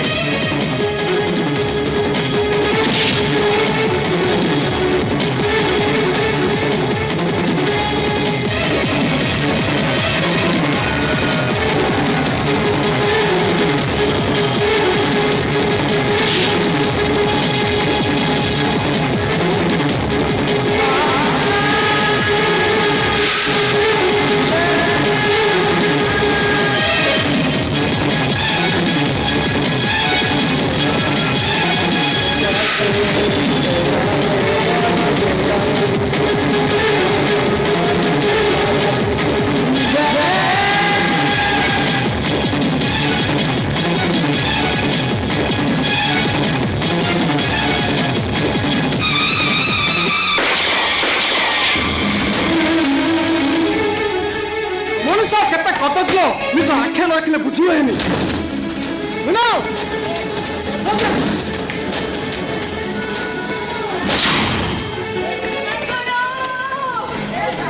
ସନି ତୁ କାଳି ଭକ୍ତ ସେ ବଳି ଦଉଛୁ କମ୍ପାଉଣ୍ଡ ତୁ କାଳି ମନ୍ଦିର ତିଆରି କରୁଛୁ। ବାପା ମୋର ଭୁଲ ହେଇଯାଇଛି ବାପା, ତାପରେ ମତେ କ୍ଷମା କରିଦିଅ। ଆରେ ତୁ ମୋ ପୁଅ କି ମୁଁ ତ ଅପ ନୁହେଁ ସାର୍। କେବେ ବି ହେଇନଥାନ୍ତା। ବାପା ମତେ ବଞ୍ଚେଇ ଦିଅନ୍ତୁ ବାପା, ମୋର ଭୁଲ ହେଇଯାଇଛି ବାପା, ମତେ ବଞ୍ଚେଇ ଦିଅନ୍ତୁ। ଆରେ ତୁ ମୋ ପୁଅ କି ମୁଁ ତ ଅପ ନୁହେଁ ସାର୍। ଏଇଟା କିନ୍ତୁ ହାତ ତୁ ନେଇଯାଉନ୍ ସାର୍।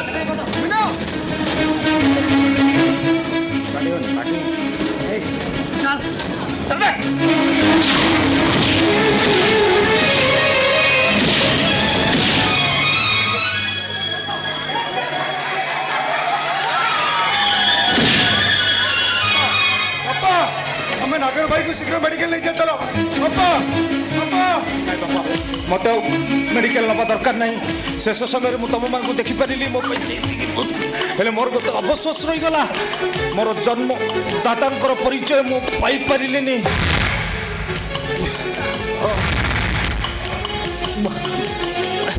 ନାଇଁ ନାଇଁ ନାଗର, ତୋର ଆଉ କିଛି ବି ଅବଶୋଷ ନାହିଁ। ତୋ ପ୍ରକୃତ ବାପା ମା ତୋ ପାଖକୁ ଚାଲି ଆସିଛନ୍ତି। ଇଏ ହଉଛନ୍ତି ତୋର ସେଇ ବାପା। ମୁଁ ହଉଛି ତୋର ସେଇ ଅଲକ୍ଷଣୀ ମା। ତମେ ସତ କହୁଛ, ତମେ ମାନେ ମୋ ବାପା ମା। ହେଲେ ବସନ୍ତ ବିନା ମୋ ସାନ ଭାଇ ଆଉ ଶ୍ରାବଣୀ ମୋ ଭଉଣୀ। ଆରତୀ ମା, ମୁଁ ଆଜି ବହୁତ ଖୁସି ଆରତୀ ମା। ତମେ ଭାଇ ବସନ୍ତ ସ୍ତ୍ରୀ, ବାପା ମା, ତମେ ମାନେ କୁଆଡେ ଗଲ? ତମ ଶେଷ ସମୟରେ ମୁଁ ତମର ପାଦ ଧୂଳି ଛୁଇଁବା ପାଇଁ ଚାହୁଁଛି। ଭାଇ